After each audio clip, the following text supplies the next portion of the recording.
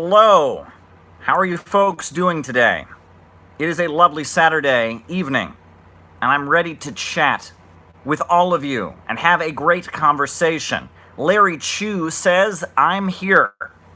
Well, thank you for joining us, Larry. Glad to have you on board. What else is new? Who else is here?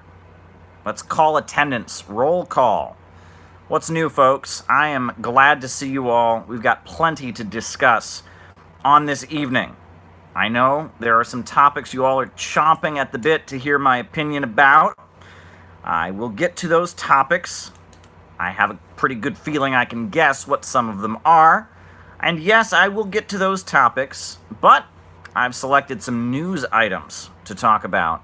Plenty for us to discuss. Dan Uko says, hey, Caleb. Well, hey to you, Dan. Glad you're with us. Glad you're here joining us. What a lovely day it is. Hi, Caleb, my friend, says Orga Mecca 4253. Well, thank you, Orga. Glad you're joining us. Glad we're having a lovely day. Julian Drews says, hey, Caleb, please no beverage today. Sweeteners are not good for your brain. Well, I won't take a sip now because that would be spiting you. I've already got it, unfortunately. Hey, Caleb, your most recent Venezuela video is awesome. Kinky says hi. Caleb, hello from London, says Andy Thomas. Hello, Caleb, says Melody Socialista. Hey, Caleb, says The Inundation. Just tweeted this out. Great. And that is something you should all be doing, by the way. Cut and paste this and tweet it out. Make this a bigger conversation. The more, the merrier. Will DeMarco says, hey, Caleb. Green Element says, we need a government of action to fight for working families, and I agree with that. Ivan Moss says, we are pro-Maupin. Great. I am too, and we are going to have a great conversation. We do this once a week. It's getting bigger and bigger and bigger. Look at the numbers, folks. People love what we're putting out here. Libertas says, Caleb, my man. Comrade Avante says, heya. Mashing the like. Right? Like the button, but also be sure to subscribe if you are not a subscriber, and I know for a fact that 1 out of 5 of you is not a subscriber. So if that's you, push that subscribe button. If you're already a subscriber, click that bell. Hit that bell so you get notifications so that you don't miss it, right? Because we're having a great time here. We want as many people as possible. Hey man, Green Element. Hello, says Telsano Durante. Telsano Durante says hello. Well, hello to you, Telsano. Wow. Kyle, or K-Y-L-E, says hi, Caleb. Yes, smash that bell. Hello, says John Rudy. Well, hello to you, John. Glad you're joining us. We're all having a great time here. Lovely day. But yes, please tweet this out. Caleb, can you talk about economic problems of the USSR? Now, that's an interesting book by Stalin. I believe it was his last book, and it was about his economic understanding. Now, I see Kazuya bringing up a topic that I will certainly get to. Not first of all. Hey from Scotland, Heidi says. Well, Heidi, I plan to talk quite a bit about Scotland today. I've actually got a little bit of a talk about Scotland, so stay tuned. Stay tuned, Heidi, because I will be discussing Scotland. I think it's very important. You cannot understand Adam Smith.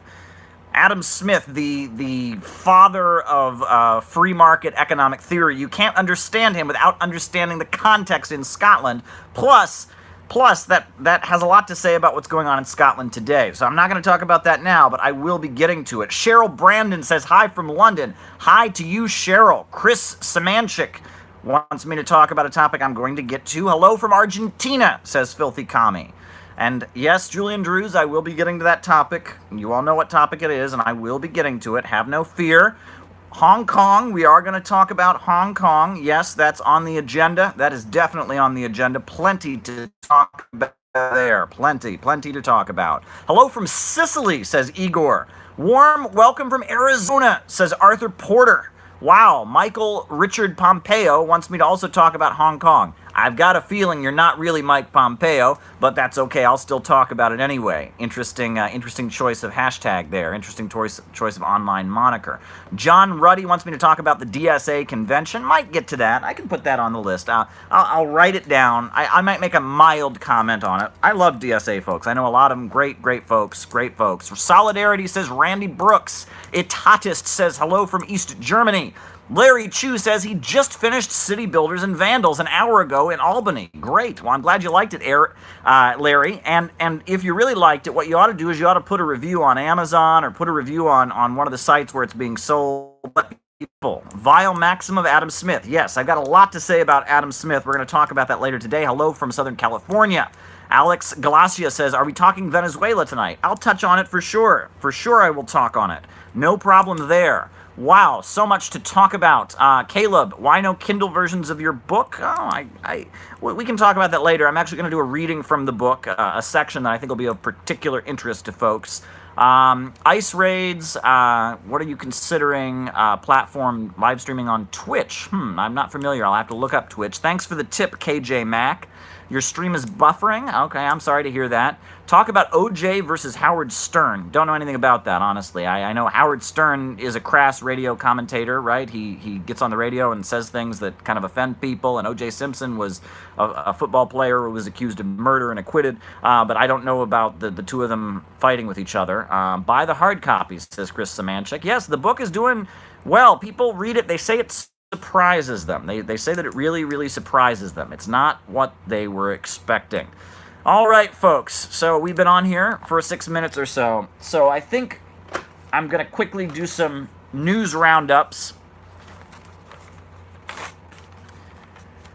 So, trade battle is crippling global oil demand. This is in the back of the Wall Street Journal. It's talking about how the, U.S.-China trade war is hurting the demand for oil. It's hurting the oil supply. And I see you, fresh flowers. I see you, fresh as flowers. It's hurting the demand of oil. Countries are not purchasing oil. Industries are not producing as much because of this fear on the market. And it goes on to say that worsening relations between the USA and China could lead to reduced trade activity and less oil demand and growth overall. Furthermore, it goes on to say that OPEC's output was down 2 million barrels from the same month last year because of lower oil output from Venezuela and Iran. And that production dropped by 190,000 barrels a day from June levels. Saudi Arabia was again the largest cutter, lowering production by 120,000 barrels a day, while half of that was offset by a 60,000 barrel a day increase from Iraq. So we see Venezuela and Iran in the face of sanctions and all-out attacks from the United States, reducing their oil output. Can it be any more obvious what this is about? The USA doesn't hate Venezuela. The USA doesn't hate Iran because of human rights. It hates them because they are selling oil on the international markets as a competitor. They're not Saudi Arabia. They're not a vassal client state. They're a competitor with the London and Wall Street oil monopoly that runs the world. The oil banking oligarchy that rules over the international economy. You look at all the big banks. I've done this before. HSBC Bank, that's British Petroleum. Chase Bank, that's ExxonMobil. ExxonMobil, the modern-day inheritor of Standard Oil, that's John D. Rockefeller, right? That's who's running the world, folks, right? Royal Dutch Shell, Chevron, you got Total in France. Those 5 companies make up 88% of the world's oil production. 88%. The oil banking financial elite have cornered the global markets, and when countries break free and start selling oil independently, Wall Street and London cannot stand it.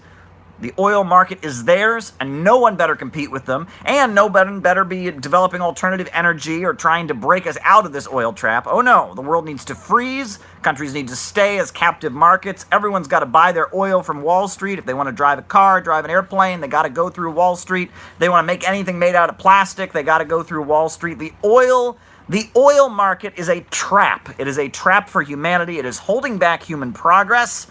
And in addition to holding back human progress, it is a way of stopping development in impoverished countries. It's a trap. Shout out to Donnie Wallace. Thank you for joining us. Shout out to Ramiro Funes. What's up, Caleb? Hope you were enjoying your weekend as always. And I hope the same to you, Ramiro. Shout out to you out there on the West Coast. So I just wanted to highlight this article about global oil demand.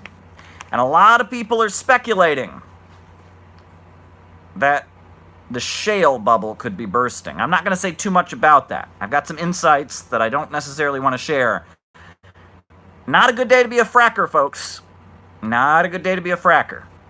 Right? The USA, as Trump said, it's in the middle of an energy. We are the biggest oil producer ever. We're bigger than the Soviet Union.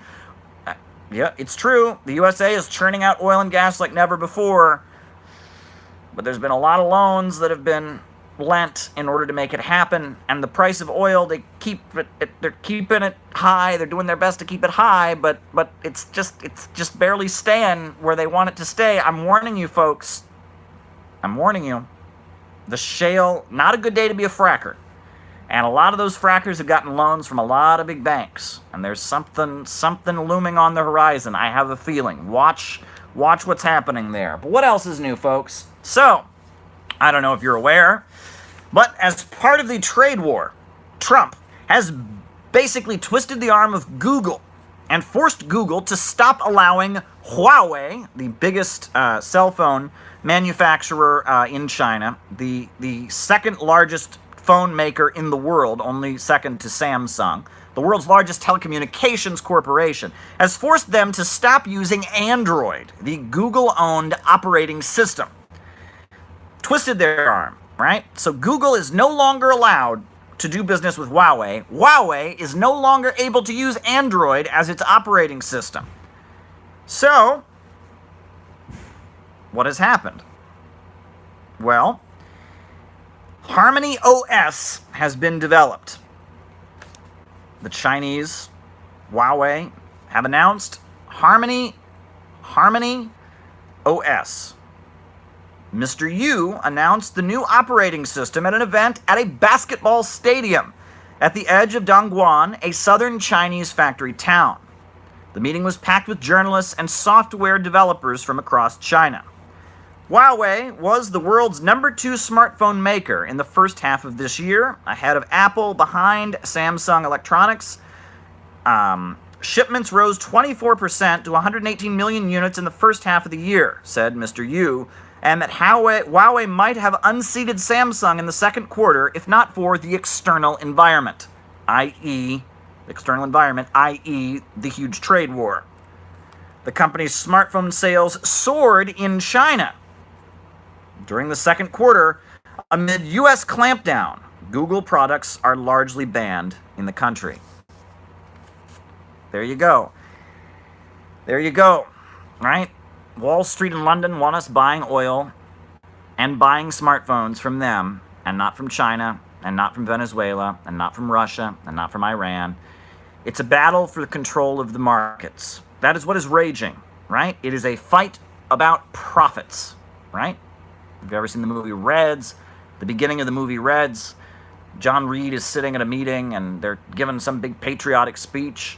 And they turn to him and they say, "Now, young man, tell us what you think World War I, the war in Europe, is about." And John Reed, played by Warren Beatty, says, "Profits." Classic Hollywood, I think. I'm not a big fan of the movie Reds, but I can talk more about that with you at another point. But of course, if I'm going to be talking about Huawei and China, what do I have to now talk about? Don't you love this headline? China blames U.S. for Hong Kong protesters. Don't you love the way American media reports on things, right? Right? I mean, the idea that the USA might be supporting these forces is just this crazy conspiracy theory that China has come up with, right? I mean, the idea, the United States supporting dissident elements in a country ruled by a communist party? That's never happened before. Never, right? 1989? No. Right? Hungary, 1956? No. Prague, 1968? No. Never, never. The U.S. government has never, I mean, what are these? China blames the USA. The U.S. government never supports dissident elements trying to overthrow communist parties. Never happens. No, I mean, what? I mean, oh my, I mean, don't you love that, right? Right? I mean, I love this. I love it. I really do. But this Hong Kong situation, folks, okay, I just want you to imagine for a minute. I'm going to give you a couple analogies. So imagine that Illinois had a completely different legal system than the United States. And we just said, you know what, Illinois, different history, and we were okay with that. And imagine that Illinois, you know, basically announced that in addition to having a different legal system, and we're okay with that, right? We've already said it's okay for Illinois, which is part of the United States, to have a different legal system. But in addition to that, they said, plus, if you break the law in Virginia, we handle it in Illinois with our separate legal system. No country in the world would tolerate that, right? The issue here is not, should the Chinese government impose its legal system on Hong Kong? No one's discussing that. The issue here is not, should the Chinese government be able to prosecute people for crimes they commit in Hong Kong? Right? The issue here is, if people from Hong Kong break the law in the Chinese mainland, should they then face charges in the Chinese mainland? I mean, okay, if I went to China and broke the law, right, I would expect that in China I would be charged. So why is this special arrangement in effect where basically all these big business entities in Hong Kong, all these big business entities have set up a situation where they can break the law inside the Chinese mainland and they can't be extradited, right? I mean, this is ridiculous, right? I mean, this is absurd. I mean, and if you read the articles, they blatantly, very, very blatantly make clear this is to protect the business community, right? This is so wealthy corporations that operate, or that are based in Hong Kong, can go into mainland China, break Chinese law, bribe people, and they handle it in Hong Kong, in a legal system controlled by wealthy businessmen in Hong Kong. I mean, the hypocrisy here, right? You can criticize the Chinese government around human rights, plenty to criticize there. You can criticize Hong Kong over human rights. There's plenty, there's all this smoke screen. They want to make it about democracy. They want to make it about this and that. The issue, the reason for the protests is that the Chinese government wants to enforce its own laws on its own soil. Hong Kong is China. So why should people in Hong Kong be able to go into mainland China, break the law, and not be held accountable for it? This is beyond me. I really don't understand this, right? And now I want to give you another hypothetical. Here's another hypothetical. Imagine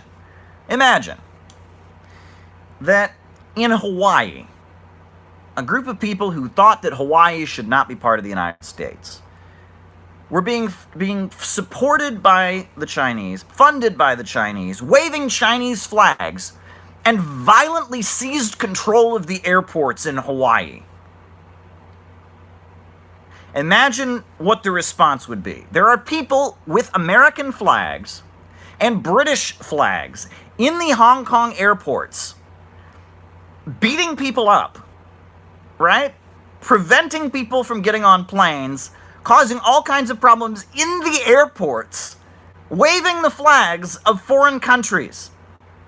If the shoe was on the other foot, and in Alaska, right, there were people waving Chinese flags, running through the airports, beating people up, trying to shut the airports down, We would not stand, the US government would never stand for this. I mean, this is ridiculous. They're waving the American flag. They're waving the British Empire flag, folks. And they're in the airport.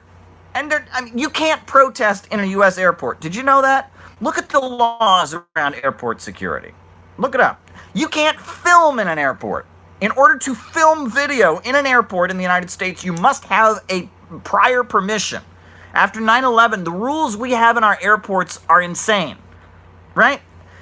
But in Hong Kong, we have crowds and crowds of people running around with foreign countries' flags, beating people up, being violent, and trying to shut airports down in the name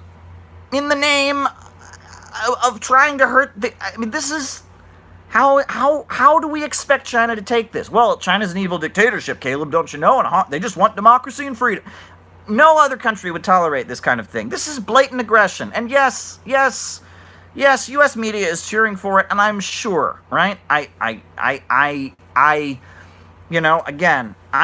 are U.S.-linked NGOs that are involved, but in addition, more than the United States, this is basically organized crime elements. Organized crime elements in Hong Kong, the corrupt kind of financial oligarchy in Hong Kong, the ruling families of Hong Kong, who don't like the Chinese Communist Party controlling them on some level. And this is them trying to assert. And this is really, you got to think about it. I was talking to a friend of mine. Shout out to that friend.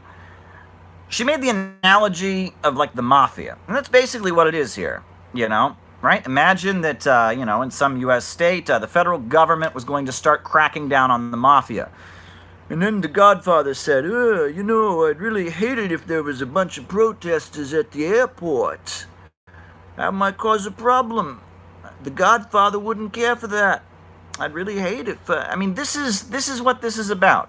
This is the wealthiest people in Hong Kong who don't like the Chinese Communist Party, don't like the fact that they can't go to Chinese mainland, break the law, and be held accountable for it. I mean, this is ridiculous. It would be one thing if China was trying to impose its own political and legal system onto Hong Kong, but they still have one country, two systems. They still have that. No one's questioning one country, two systems. Nobody. No one is questioning one country, two systems, right? Hong Kong can do the Hong Kong way. Mainland China can do the mainland China way. But if you break the law in mainland China has the right to try you. They should extradite people to mainland China from Hong Kong. Hong Kong is part of China. They should extradite people who break the law in mainland China to mainland China. How hard is this for people to understand? Put all the smoke and mirrors away. This is not about Mao. This is not about Foxconn factories. This is not about any of that. This is about extradition. Right? And this is a blatant, this is an attack on China, and it's being fomented by the wealthiest people in Hong Kong, and it's disgusting. And the way American media covers it is absolutely disgusting. And that brings me to the point that I'm sure you all were wondering what I was going to say about. I'm not going to say too much about it because I wasn't there. But this is what I can tell you, right? Jeffrey Epstein, it is reported, has committed suicide, right? He was on suicide watch in the jail, pending trial on new charges for his child sexual offenses. He was on suicide watch, taken off suicide watch, and now he's committed suicide, we're told. And U.S. media says, oh, Jeffrey Epstein committed suicide. Folks, I am not going to try to tell you some conspiracy theory or some other theory about what happened, right? Because I don't know. I wasn't there. All we know is what is being said by the prison and jail officials, the autopsy, whatnot. He committed suicide. That's all we know.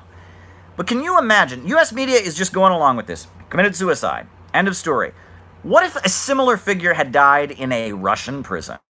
Do you think U.S. media would just go, oh, he committed suicide, right? Imagine that in Venezuela, some pro-American opposition figure had been in a jail, right?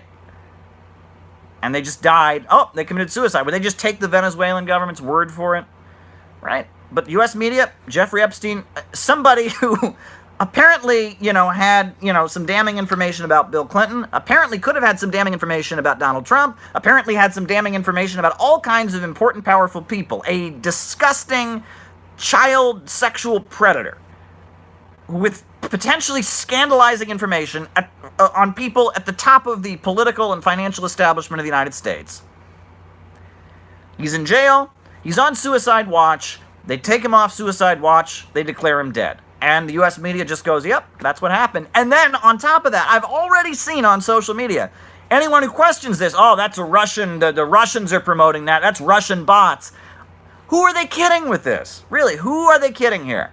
Who are they kidding? Okay? I mean, I'm not saying, I don't know what happened. But do you think they would just take the word of the Russian government about such a similar situation? Do you think they would just take the word of the Iranian government? Do they think they would just take the word of the Venezuelan government? But the mainstream media, hey, American prison official said he committed suicide. He committed suicide. That's the end of story. And if you have a question about it, you're working for Moscow. That's ridiculous. The amount of bias you see, just like this headline I just showed you a minute ago, right? China blames the U.S. for Hong Kong protests, right? Because the USA never funds protesters, never foments dissent in socialist countries, never happens. This is the bias of American media. Drives me crazy. Drives me absolutely crazy, right? Right? I mean, the notion that the USA might ever be engaged in covert action, the notion that anything corrupt or anything dishonest ever happens in the United States is a crazy conspiracy theory. However, every allegation against Russia, every allegation against China, every allegation against Iran, every allegation against Venezuela is repeated as if it's automatically true. The second the accusation is made, if you don't believe it, if you don't believe that Bashar Assad gassed his own people, you're a nut and you need to be locked in a mental hospital. That's the atmosphere they've created. And it's just like, you can't go, wait, but, if it's the USA. And if it's Russia, if it's Venezuela, if it's China, if it's Iran, if you don't go, wait, but, or you listen to both sides of the argument, I mean, it's, the atmosphere they've created is pretty disgusting, right? It really is, right? The level of bias that we're seeing here, if you're a geopolitical ally of the United States, we assume the best about you. If you are the United States, we assume the best about you. If you're a geopolitical rival of the United States, we assume the worst about you. And we create this atmosphere where anyone who doesn't follow that narrative, anyone who doesn't go along that way, anyone who doesn't view world events with that same bias, where Russia, Syria, Iran, Venezuela, and China are all automatically guilty, and the United States and its allies around the world are all automatically innocent. If you don't have that bias, then you're a subversive, crazy conspiracy theorist Russian bot. This is the atmosphere that they've created, right? And it's very shocking, and it's very disturbing, and I'm not happy about it. I don't approve. You can write that down. Caleb Maupin does not approve of the atmosphere they have created. I do not approve. I don't approve. Sorry. Don't approve of that. I don't like this level of bias. I don't think people should start writing conspiracy theories about things they don't know about. I think we should always try to have facts be at the center of our conversation, not speculation. Number one. Number two, I don't think that we should declare people guilty. We should talk about facts, right? Whatever happened to facts? Whatever happened to objective facts, right? When a drone tried to kill Maduro, right? The Huffington Post published an article, I kid you not, alleging that maybe Maduro droned himself. Based on what? Based on, well, he's a bad guy. Maduro's a bad guy. Venezuela, it's a bad regime. I don't approve. Caleb does not approve. And JT24 also doesn't approve, and I appreciate that. But what else is new, folks? We're having a great time. We just buzzed right through that. Oh, I wanted to mention something.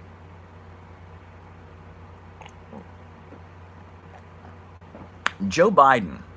Did anyone see Joe Biden? The media, it's so funny, right?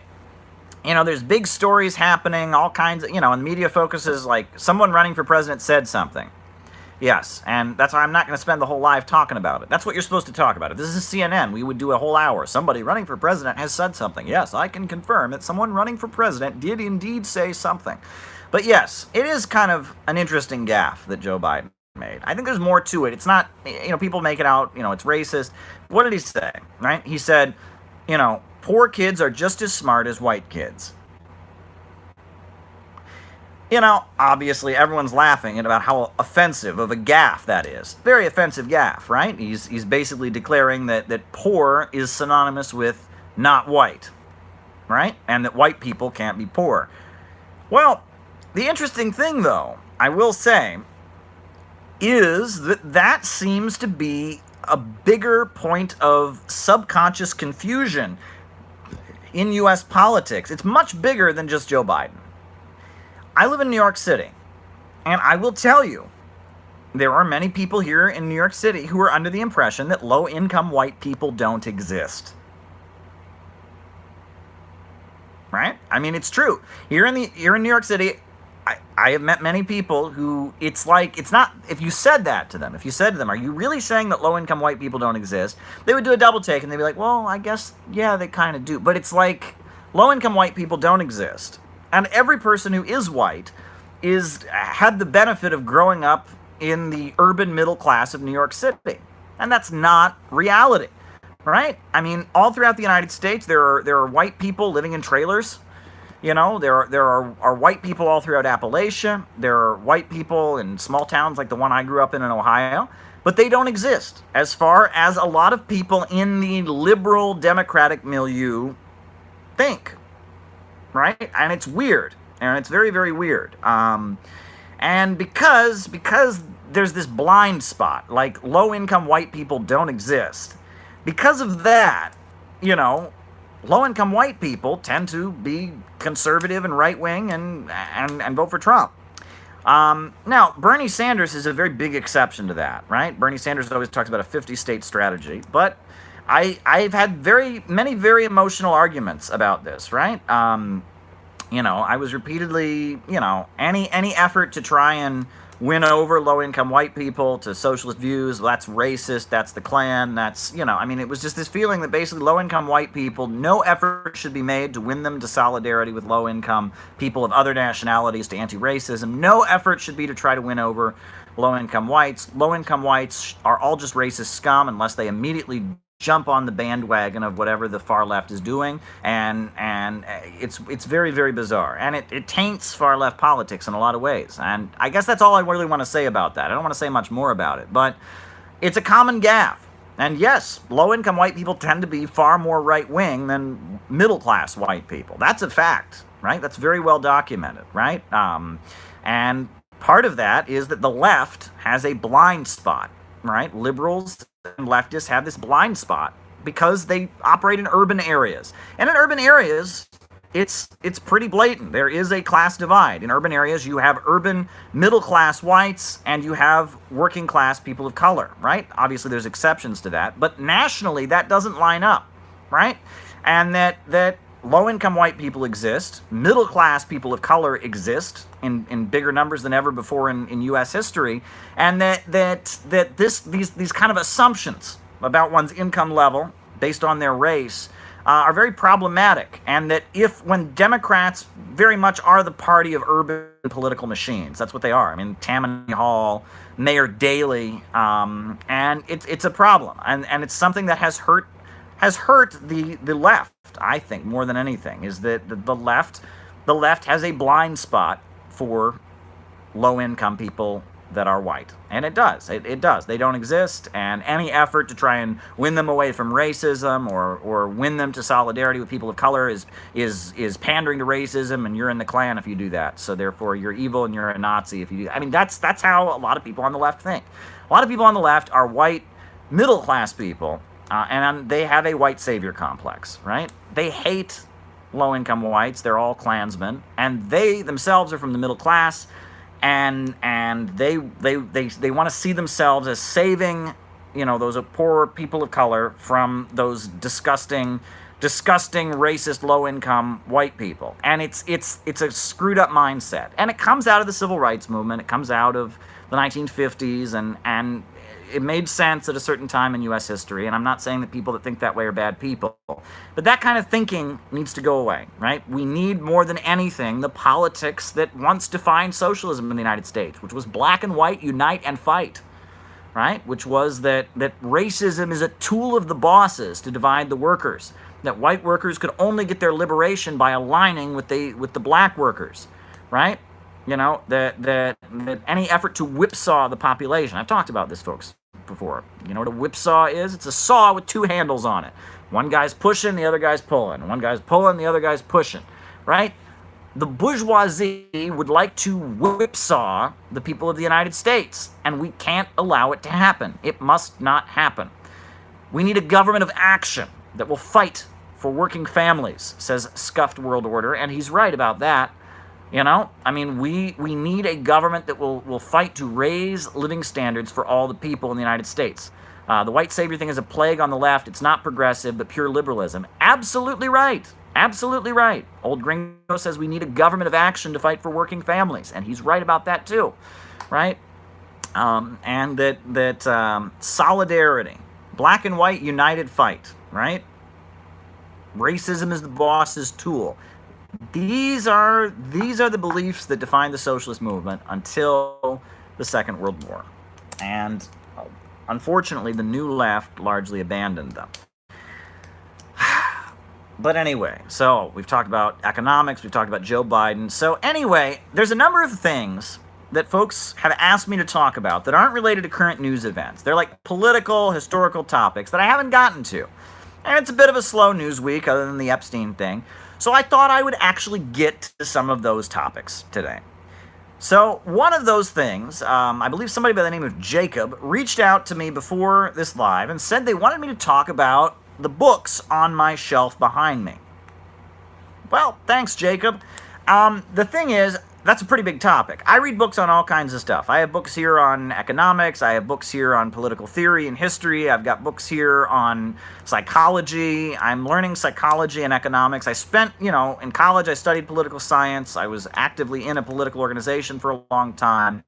But now, more than anything, I'm studying economics and I'm studying psychology because I feel like those are two fields where my knowledge is very, very low and I want to learn more. And I've studied economics extensively now, and I feel like I'm actually starting to understand it more than before. But regardless, you're asking about the books behind me, right?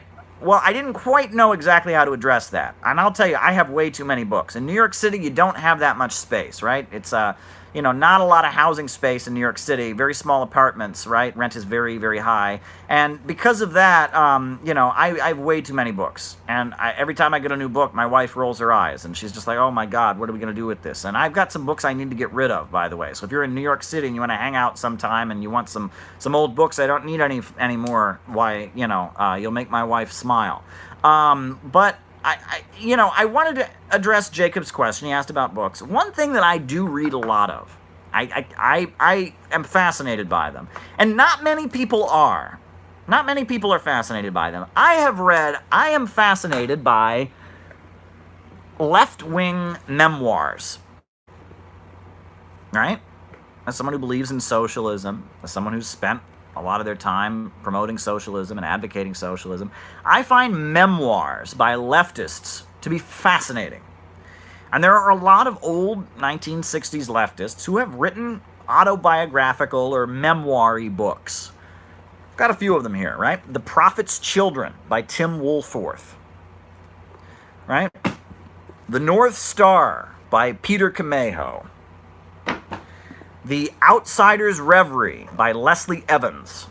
I know that Bob Avakian wrote From Ike to Mao and Beyond, his life story. I know some of the Weathermen, Mark Rudd and David Gilbert and Kathy Wilkerson, they've written memoirs.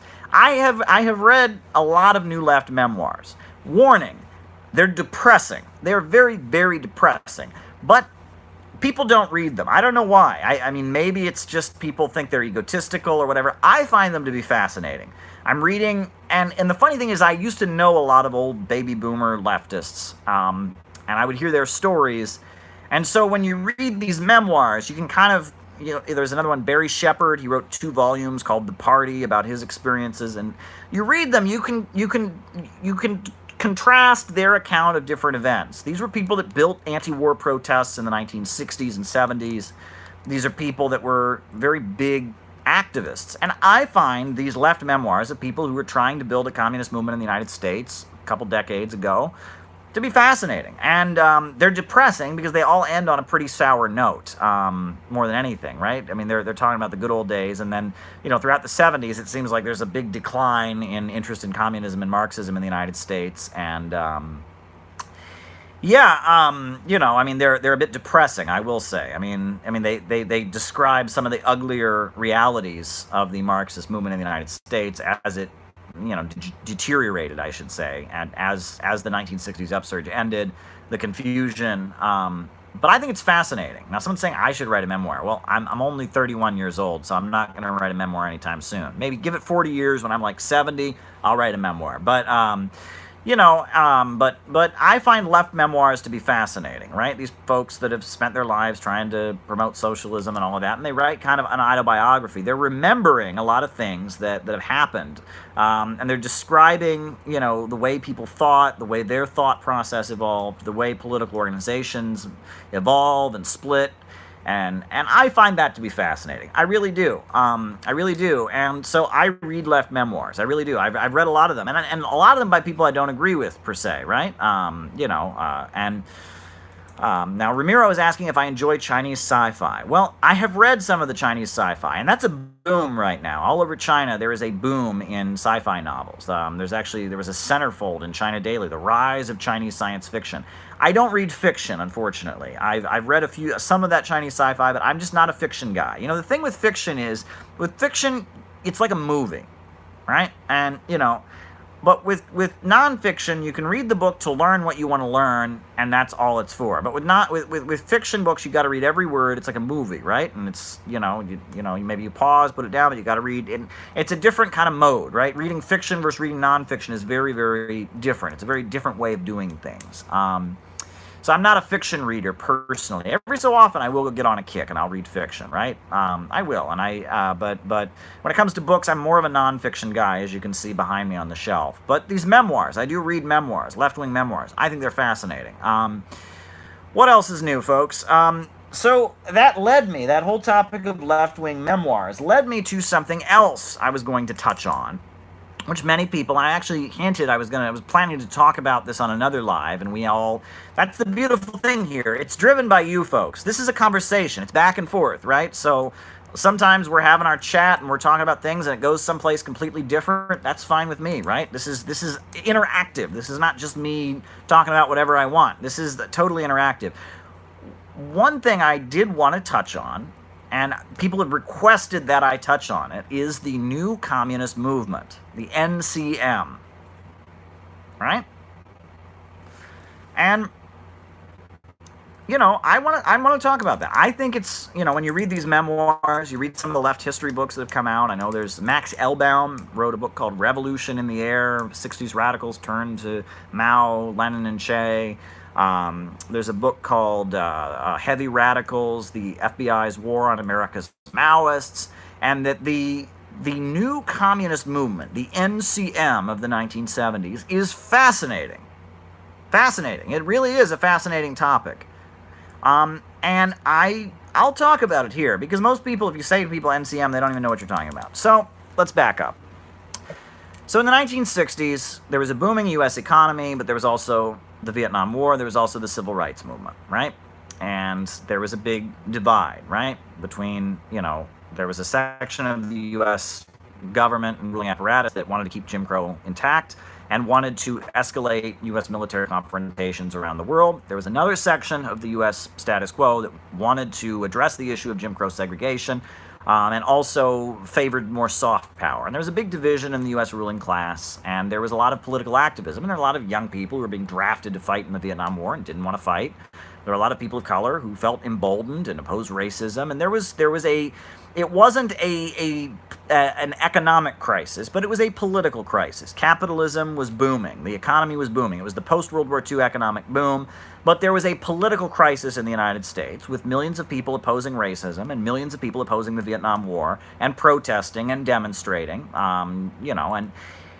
and that was taking place. And at the time, you had the Communist Party USA, which had been around since the 19-teens, right? That's 1919, but, the Communist Party USA. But it had really been weakened during the McCarthy period.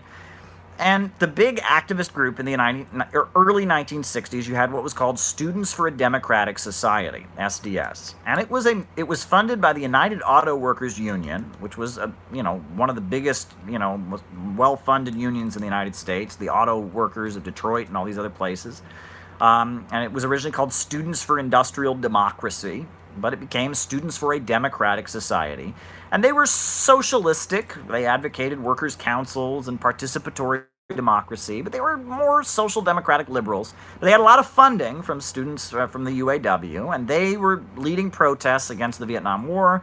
They were leading protests against or in favor of the civil rights movement. They were an activist group, got going in the early 60s, gradually became more radical as the 1960s went on. A lot of young people who didn't want to fight in the Vietnam War, a lot of college students were joining protests and demonstrations. Big anti-war marches were taking place. So as that was happening, SDS, I believe SDS at one point claimed it had roughly 2 million members. I don't know, but most SDS members were just kind of your typical liberal, whatever. But Students for a Democratic Society emerged as this big movement. There were protests taking place, and there started to be a feeling as 1968. Had the assassination of Martin Luther King, followed by rebellions in urban areas all across the United States. You had the protesting at the Democratic National Convention. You had the Columbia student uprising at Columbia University. There was all kinds of uprisings and protests happening. What they called the movement was very big back then, right? I mean, the people going to anti-war rallies, and the Black Panthers were a big current among the African American community. So there was a feeling among some of the people in SDS and others that they ought to form some kind of new communist party, right? That would be more radical than the Communist Party USA, and would be aligned with China, right? At that point, China was trying to present itself as the center of global communist revolution. The Soviet Union was saying they were for peaceful coexistence with the West, whereas China, revolution is the main trend. They were promoting this idea that they were the epicenter of global Marxist revolution. So there were some folks that decided they wanted to form a new communist party. Now, there was the Progressive Labor Party, which was a breakaway from the old Communist Party that was more radical, and they were around, and they urged all these students that were getting into communism to get jobs in factories, but they opposed the Black Panthers, right? They argued the Black Panthers, by preaching black nationalism, were dividing the workers, and they were opposed to the Black Panthers. So that was one current that was around. But there was another current in Students for a Democratic Society that they call Revolutionary Youth Movement, RYM. Revolutionary Youth Movement, and they wrote a manifesto describing themselves, and it was called "You Don't Need a Weatherman to Know Which Way the Wind Blows." So people referred to them as the Weatherman faction of SDS. They were a very radical current, and they were very big. I mean, I believe Progressive Labor had the majority in SDS, but this faction that supported the Black Panthers and supported the Vietnamese National Liberation Front, that was kind of what defined them, as they were supporters of the Black Panthers. They were a big faction in SDS, and they argued that it was time to build a new communist party in the United States. Time to build a new communist party in the United States.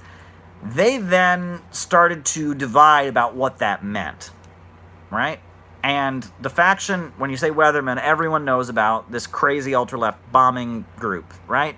And that was one faction. Bill Ayers, Bernardine Dohrn, those folks, right, argued that that the young people, the hippies, were going to be the vanguard, and they believed in ultra-left adventurous street fighting, and and that was one faction. But then you had a number of folks in Revolutionary Youth Movement who didn't agree with the Weathermen. They didn't agree that revolutionary adventurous street fighting was the answer. They argued that instead it was time to go into working class communities and do what the Communist Party had done back in the day. Right? They argued that it was time to build a new Communist Party in the United States that would support the Black Panthers and that would support the Vietnamese. And the Black Panthers agreed with them very famously, right? There's a famous clip of Fred Hampton condemning the Weathermen and saying they were custoristic and chauvinistic and all of that.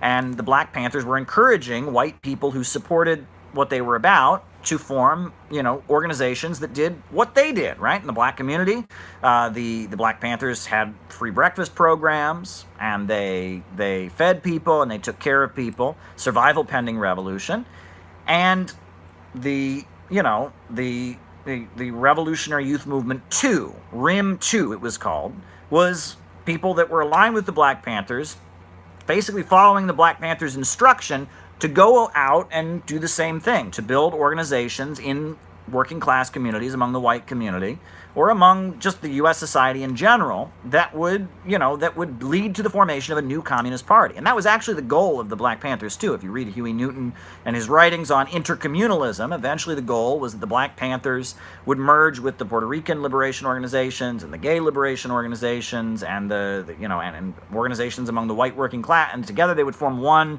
multinational communist party. They argued that it was necessary to organize one's own nationality first, but eventually they would merge together. That was Huey Newton's theory of intercommunalism.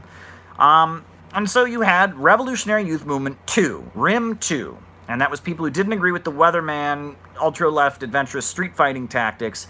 Instead, they wanted to build a new communist party. That was the beginning of the new communist movement. It was those who didn't accept the weatherman street fighting tactics. And it was a lot of people. But almost immediately it broke up into factions, right? People know about the Revolutionary Communist Party. Well, that was originally the Bay Area Revolutionary Union, eventually became the Revolutionary Union, followers of Bob Avakian, right? And they got their big launch into national prominence was when there was an oil workers strike in Southern California, and they got students, they organized young communist activist students to go and support the striking oil workers, and that was a big deal, right? There was something called the October League, which eventually became the Communist Party Marxist-Leninist. It was led by Mike Klonsky, and they were another grouping. There was the Communist Workers' Party, which was it was originally the Workers' Viewpoint organization, and it was predominantly Asian Americans. They had the Asian Study Group, and it was Asian Americans who were sympathetic to communism. They joined it. There was something called the Communist Labor Party. That was led by Nelson Peary, a brilliant writer. I love Nelson Peary's writings. I've learned a lot from it. And eventually a lot of the activists in Detroit joined with that. And it was all these groups that were trying to form a new communist party that would be like what the old Communist Party USA had been like in the 1930s. A mass organization of working class people fighting against capitalism. And they were more or less aligned with China, right? They thought the Soviet Union was not revolutionary enough, and they were looking to China for inspiration. And these folks, a lot of them, most of them, keep in mind, were from middle-class backgrounds. Most of them had multiple college degrees. They'd been recruited to communism when they were college students, but they got jobs in factories, right? Got jobs in factories, and they tried to recruit their coworkers to communism. From about 1970, 1971, 1972, up until about 1980, you had this movement of, how many people did it? I mean, there were tens of thousands of people that did this, right? Maybe even hundreds of thousands. I'm not sure it was 100,000, but tens of thousands of people that were part of this new communist movement. And they were trying to build a mass communist party in the United States. That's what they were doing. They got jobs in factories, and there were some successes. The successes were the exception, not the rule, I would say. But there were a couple successes. Detroit, for example. Detroit, predominantly African-American city.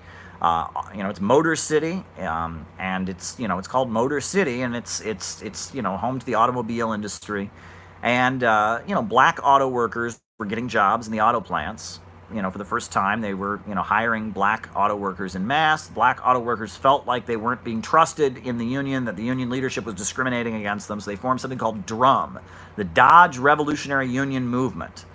It eventually became the League of Revolutionary Black Workers. A lot of the white people that were part of this new communist movement supported it, and it was big. And they eventually, it was a big thing in Detroit. And there was a communist judge who was elected, and he took the American flag out of his courtroom because he thought it was the flag of American imperialism. And there was, eventually Coleman Young, who had been a friend of the Communist Party USA, was kind of a radical, was elected mayor of Detroit mainly because the new communist movement, was able to kind of work in coalition with him. He wasn't part of the new communist movement. He was more of a social democrat. But in their kind of coalition, they got Coleman Young elected mayor of Detroit. Detroit is one town where what you could call the new communist movement was quite successful in the auto plants.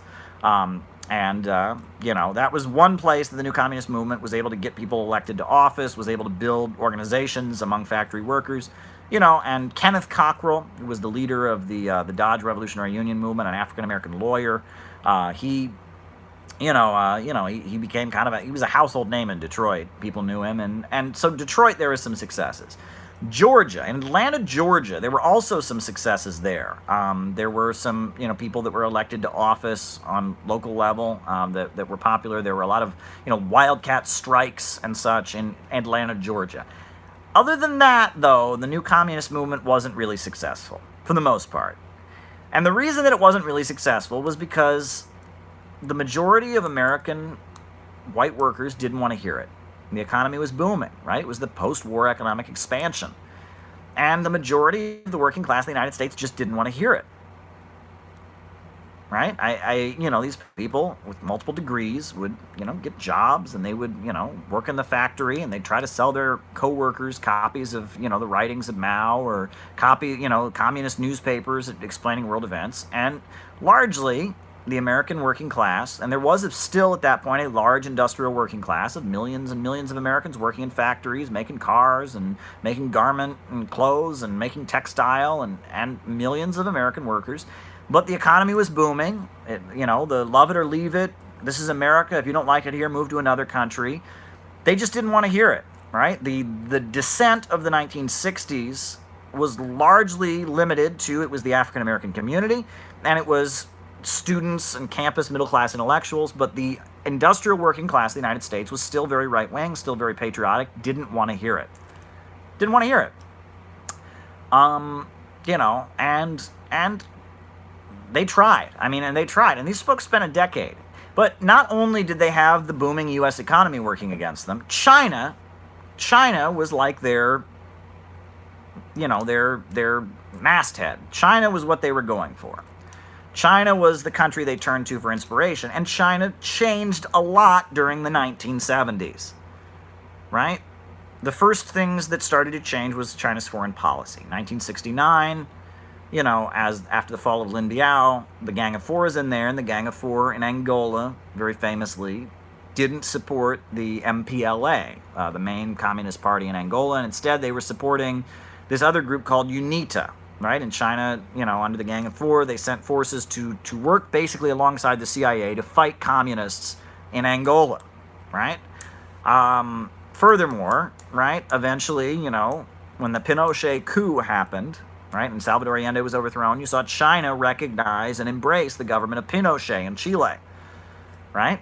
Eventually, Richard Nixon was welcomed to China as a hero, right? China announced that the main danger to the people of the world was the Soviet Union, right? And they came out with this thing they called the theory of three worlds, and Chinese foreign policy suddenly stopped being anti-imperialist. Chinese foreign policy was basically saying the main enemy was the Soviets, and aligning with the United States, working with U.S.-backed forces was fine because the main enemy is the Soviets, right?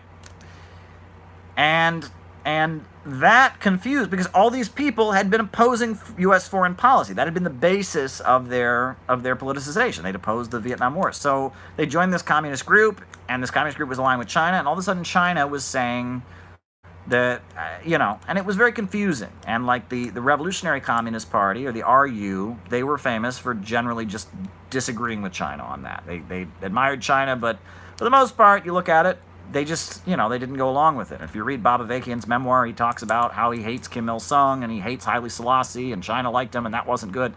The October League, which became the Communist Party, Marxist-Leninist, they echoed Chinese foreign policy very loudly, to the point that they didn't support the Iranian Revolution of 1979. They very much thought that, that China was right. And that it was first Chinese foreign policy started to change under the Gang of Four. Then you have the death of Mao, and then you have the rise of Deng Xiaoping and the market reforms, right? And at that point, almost all of the American Maoists cut ties with China. So these folks, China had been the shining light. They were all about China. They were taking their ideological instruction from China. And what was weird is some of them took it to ridiculous extremes. For example, at one point in China, right, during the Gang of Four era, the Cultural Revolution, they had a campaign against Lin Biao, who was a leader of the Cultural Revolution, who eventually, was kicked out or killed or died in a car wreck or a plane crash, or, it's not clear what exactly happened to him, but there was this leader of the Chinese government who was bad. They called the campaign "Criticize Lin Biao, Criticize Confucius," right? Confucius is the founder of Chinese civilization, this great intellectual, and, really one of the most brilliant minds in world history, Confucius. And Lin Biao had been this leader of the Chinese government, and so the Chinese Communist Party launched "Criticize Lin Biao, Criticize Confucius." And that was the Gang of Four. And, these folks, some of these American Maoists were so ridiculously, directed by China that they then started protesting Confucius in the United States and taking, the writings of Confucius from their campus library and lighting it on fire. This is revisionist shit. Chairman Mao is told. It was silliness. It was purely silly, right? And so these folks have been blindly following China to the point of, waging an anti-Confucius campaign, to follow Mao. And then China's foreign policy changed, and then after the death of Mao, you have the rise of Deng, and China's economy really changed. And that threw these people for a loop. They were very confused. They were very, very, very confused. So that was working against them on the one hand. So you had a booming U.S. economy on the one hand. So the majority of the American working class told them to go screw themselves and said, "I'm not interested in communism. Go move to some other country. Love it or leave it."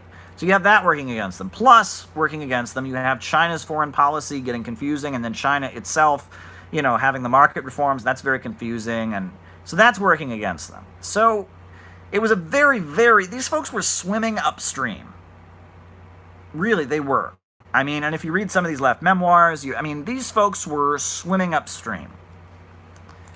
And, it was a very, very difficult time, right? Because there had been this huge movement in the 1960s, and then, and things were changing, and it was very difficult. So these folks really, they worked very, very hard. They were very dedicated to what they believed, but they were in a very, very hostile circumstance. But then, the turning point came in 1978. 1978, Jimmy Carter is president, number one. And in 1978, there was a big economic downturn in the United States. One of the biggest, the first really major economic downturn the USA had since the end of the Second World War. And there was an economic downturn. So a lot of these groups really believed that this was their opportunity. 1978, okay, now the American working class is going to listen to us. Now they'll hear us, right? And that didn't happen, right? Because it was the first economic downturn. And most of the white working class in the United States, their response to a big economic downturn was to become more right-wing. Why? Because if things have been going well for 20, 30, 40 years, why would you go back to the way you did it before? Why would you try something completely new? And so what we saw, 78, 79, right, there was the Iranian hostage crisis, the Iranian Revolution, right, where they mobilized the U.S. public into a fit of hating Iran, very famously.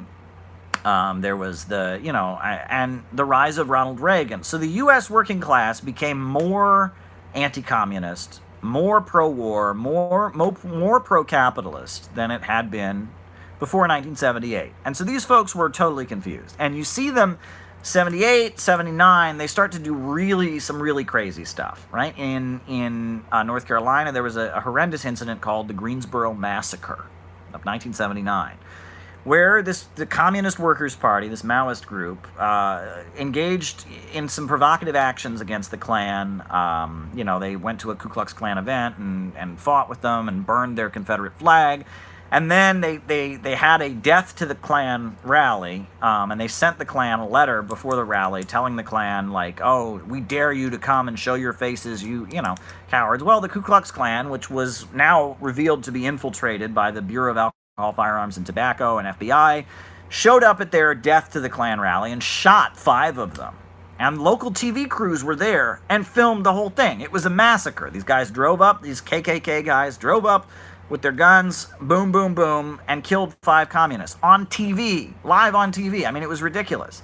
Horrendous incident. I've actually been to Greensboro Massacre. I laid, actually, a set of flowers at the site of the Greensboro Massacre of 1979. Very big incident. And, like, the History Channel has a documentary about it. Like, it was a pretty big incident, and it was national news. It's like, oh my gosh, the Klan and the communists, and it was, and then they were able to get these Klan guys who on video, on TV, shot 5 communists, were acquitted in court, right? It's just a horrendous event, and people are scarred by it. It was just a horrendous occurrence. The Greensboro Massacre.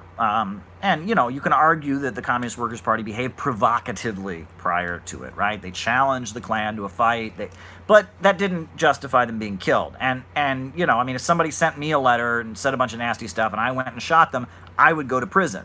But these Klan guys were acquitted in court mainly due to anti-communism, mainly due to the government, had already infiltrated them, and there was some feeling that maybe the government had their back.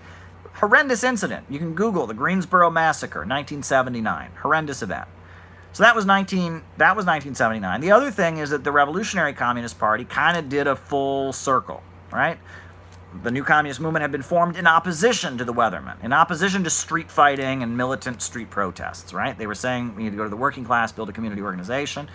Well, after cutting ties with China, the RCP kind of flipped, and the RCP suddenly they launched this campaign they called Mayday 1980.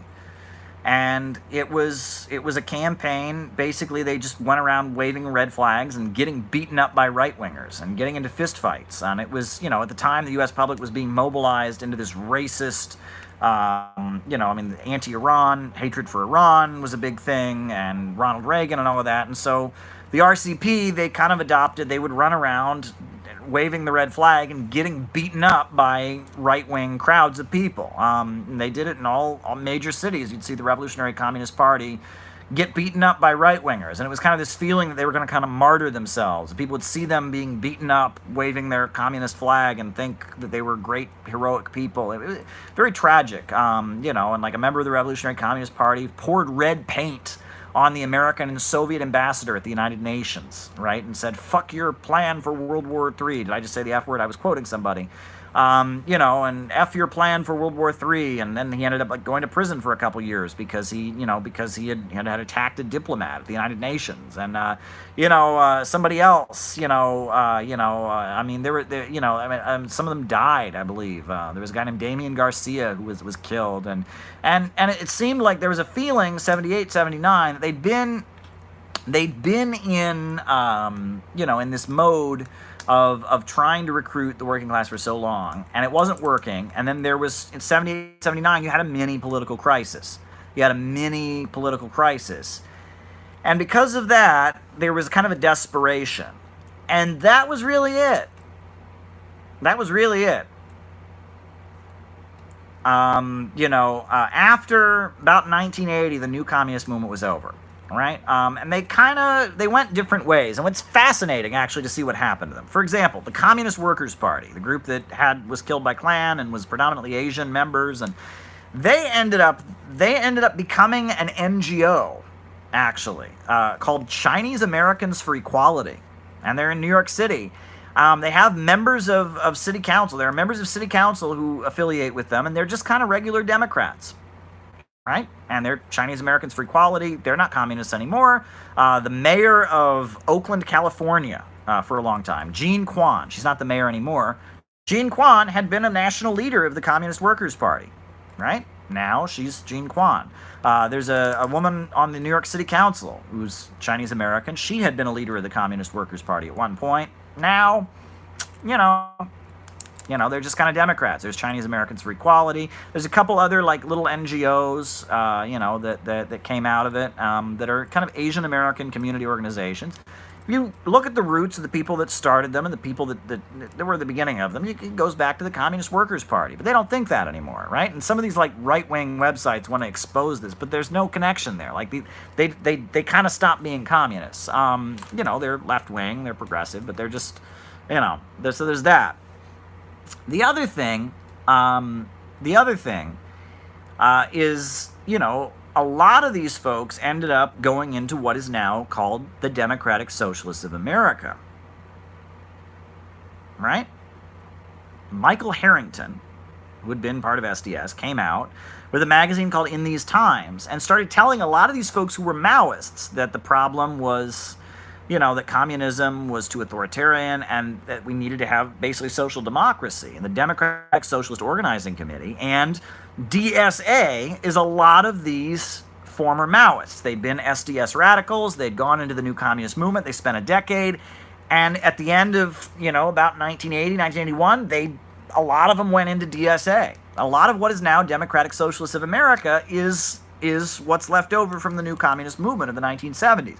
Not a lot of people know that. I'm sure DSA is not proud of that, right? DSA, not a lot of love for Mao Zedong in the leadership of that organization. But if you look at the trajectory of a lot of the people that are there, Jesse Jackson's presidential campaign of 1984, it was a campaign against racism. It was, opposing nuclear weapons, for national health care. So a lot of these Maoists went into that campaign. The Democratic Socialists of America was part of it, and that was kind of the merging point, right? There was a mayor of Chicago named Harold Washington who was kind of a social democrat, right? And it was a similar kind of emerging point between these Maoists and the DSA forces. It's very fascinating. I know that for a while, there was something in California, there was something called the Democratic Workers' Party, which was a Maoist and feminist communist party. It was actually headed by a woman. It was one of the unique things. Almost all these parties tended to have a man who was the leader, but they had a woman named Marlene Dixon. She was the leader of the Democratic Workers' Party. They ended up ousting and kicking out Marlene Dixon, and they ended up merging into the Democratic Socialists of America for the most part. Their leadership. And it seemed like, the new communist movement was a thing that happened in the 70s. And it was an attempt to do what the Communist Party USA had done in the 30s in very, very different circumstances.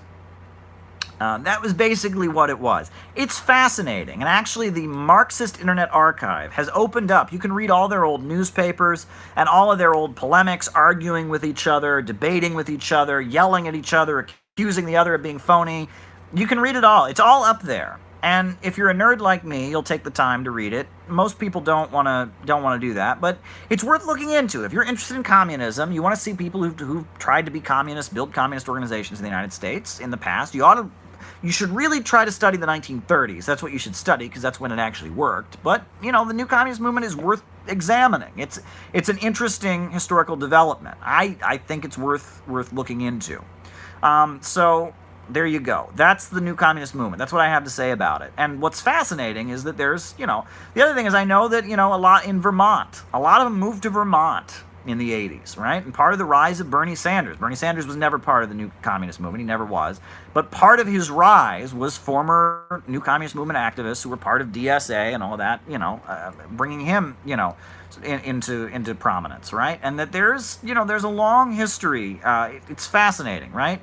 A lot of leftists in the USA have no interest in the history of communism in the United States. What were the mistakes of the new communist movement? What did they do wrong? Well, I almost don't want to go there, because the reason I don't want to go there is because you don't understand how bad. I mean, right now the USA, there's more interest in socialism than I've ever seen, in my lifetime, right? I mean, the economy is bad, and as a result, people are open to these ideas. Back then, the economy was booming. People weren't open to it. Plus, the Soviet Union still existed. The Cold War was still going on, so there was this huge layer of anti-communism. Plus, these folks were looking to China for their inspiration, and China was changing rapidly to the point it really didn't want to have aligned parties in the United States espousing communism and taking direction from them. And so it was a big change, right? The new communist movement, these folks were really up against a lot, right? And given the circumstances that they were in, it's kind of amazing what they accomplished. Really is. I mean, Detroit, the fact that they got a mayor elected, Coleman Young, right? The stuff they did with the drum, that was amazing. I mean, it really was. And it was a lot of people. And it's reflected, if you watch old movies from the 70s, I mean, Again, and there probably weren't more than tens of thousands of these people, but they were such a big deal. If you watch movies from the 70s, they touch on it. That's how big it was. For example, watch the movie Car Wash. Ever seen the movie Car Wash? Right? It's about a car wash. It's an African-American themed movie. You know, some folks, they work at a car wash. Well, there's a white man who owns the car wash, and his son is a communist, a part of the new communist movement, and he wears a Mao shirt. And one day he shows up at the car wash with a little red book and is trying to lecture the African American folks who were the protagonists of the film about communism. Right? Fascinating, right? But that's how widespread this was. If you watch the movie Network, right? They reflect on it in there too, and they show these Maoist radicals, and they have the Mao Zedong hour, right? I mean, if you look at movies from the 1970s, it's very clear that this was, even though there weren't that many of these people, there were tens of thousands of them, right? Maybe 50,000, maybe even 100,000, not that many of them.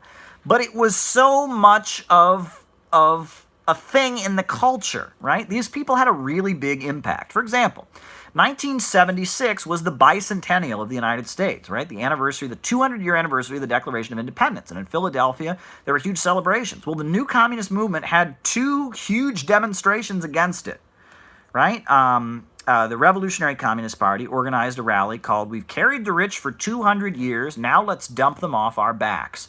Great name, by the way, right? I mean, class conscious, right? And they got like 5,000 people to march against the 200-year celebration of the United States, right? That was big, and they did some crazy stuff to promote it, and it was big. And there's a very famous picture from that march where you see a group of Vietnam veterans with a sign behind them that says, "We won't fight another rich man's war." Right? And those were Vietnam veterans that were more or less aligned with the Revolutionary Communist Party, right? That the Vietnam Veterans Against the War, VVAW, a lot of those guys ended up joining the Revolutionary Communist Party. And they had that march in 1976 at the bicentennial. That was a big deal, right? If they can get 5,000 people to march, basically have a march for communism, during the 200-year anniversary of the country, that's big. There was another march against the bicentennial called Bicentennial Without Colonies, and it was a big march, and like Black Panther sympathizers, and it was thousands of people also. And they accomplished some amazing things, despite the fact that they were completely swimming upstream. I mean, they were not in fertile ground. People didn't want to hear it, right?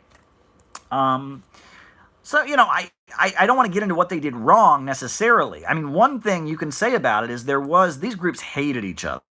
That's very clear. The level of sectarianism between these groups used to like beat each other up with baseball bats. You can read about it. I mean, one party thought the other party were FBI, and the other party thought they were FBI, and they would like beat each other up with weapons, right? That was very common. These groups were violent toward each other. That's not acceptable, I don't think. And I would say that a lot of what people who were part of the new communist movement learned doesn't apply, right? I think that, for example, right, if you talk to a lot of new left activists, they do have contempt for this belief that no white working class person could ever become a communist, no white working class person would ever be convinced of socialism. Well, that's not true at this point. It's just not true, right? Bernie Trump voters, I mean, a lot of white working class people are open to socialist ideas. But if you spent a decade in a factory trying to convince a bunch of white workers to become communists, and they spit on you and beat you up, and you went through that for 10 years, you didn't go through that once, you went through that for 10 years, it's going to be very hard to unlearn that, right? And so this belief that white people are inherently reactionary, that white workers are all a bunch of racist scum, there's no point in trying to recruit them, that's something that a lot of people that went through the new communist movement just kind of have, quote unquote, learned. And if you look at after the new communist movement, the left kind of hid from the working class, right? They were on the campuses, they were in the labor bureaucracy, they were, there was what I've commonly referred to as the Great Retreat from the working class, where the left basically abandoned the idea that it could recruit average Americans to being communists, right? And that was, the new communist movement was such, it was, so many people had become interested in communism, so many middle-class activists became interested in communism, because of the 1970 the late 60s, early 70s political upsurge. And then they spent a decade trying to build a communist working class mass movement for socialism in the United States, and it didn't work. And so based on that, there's a level of a feeling that it can't be done, that it needs that middle class radicals and the Black liberation movement are what you should focus on, and that there's no attempt. That's where that comes from. It comes from people spending a decade trying to do the right thing, and it didn't work. So that, I think, is interesting. Yeah. What else? I mean, I know there's a lot of things people want to talk about. Someone's asking me about China, and it's good that you're asking about that. We did the new communist movement finally. We did that. But I want to talk about China. I'm just finishing off the last of the beverage that shall not be named. There's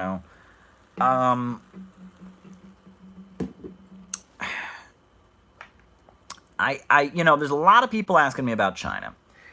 And, whenever we do these lives, look, it's not an easy way to understand. Let me back up. Understanding how China is a socialist country is not easy. Right? It's not. I will give you that. I will say it. It took me a long time to understand how China is socialist. Because first of all, we're told in school that socialism means everyone gets paid the same wage no matter how hard they work. Well, in China, that's clearly not the case right now.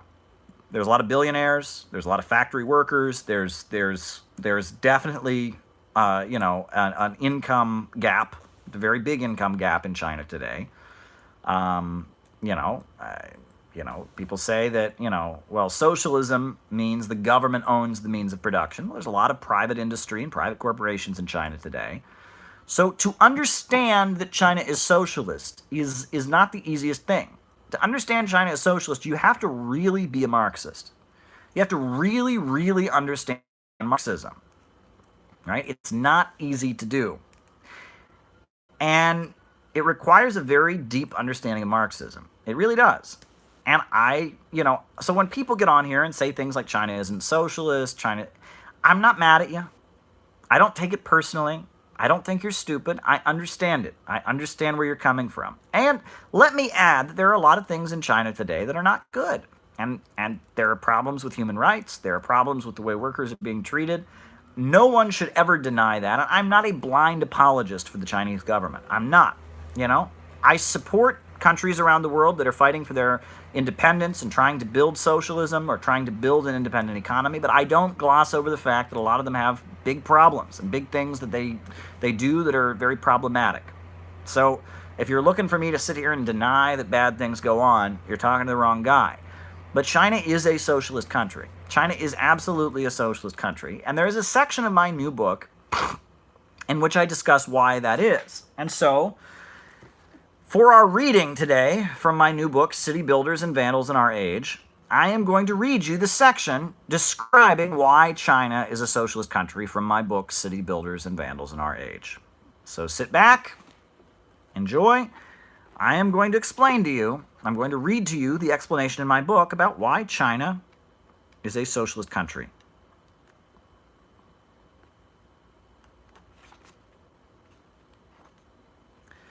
All right.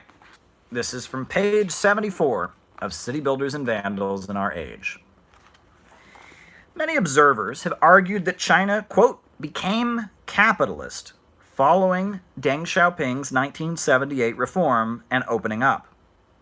However, this is not the case.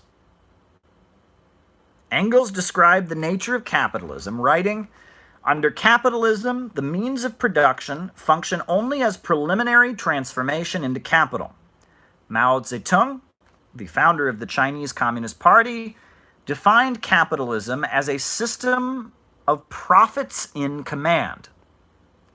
Capitalism is a system in which the major centers of economic power function in order to make profits for those who own them. Socialism, on the other hand, is a system of rationally organized production. Friedrich Engels explained the nature of socialism.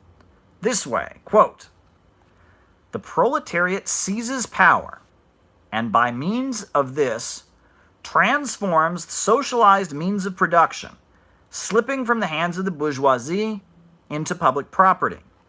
By this act, the proletariat frees the means of production from the character of capital they have thus far borne, and gives their socialized character complete freedom to work itself out. Socialized production upon a predetermined plan becomes henceforth possible."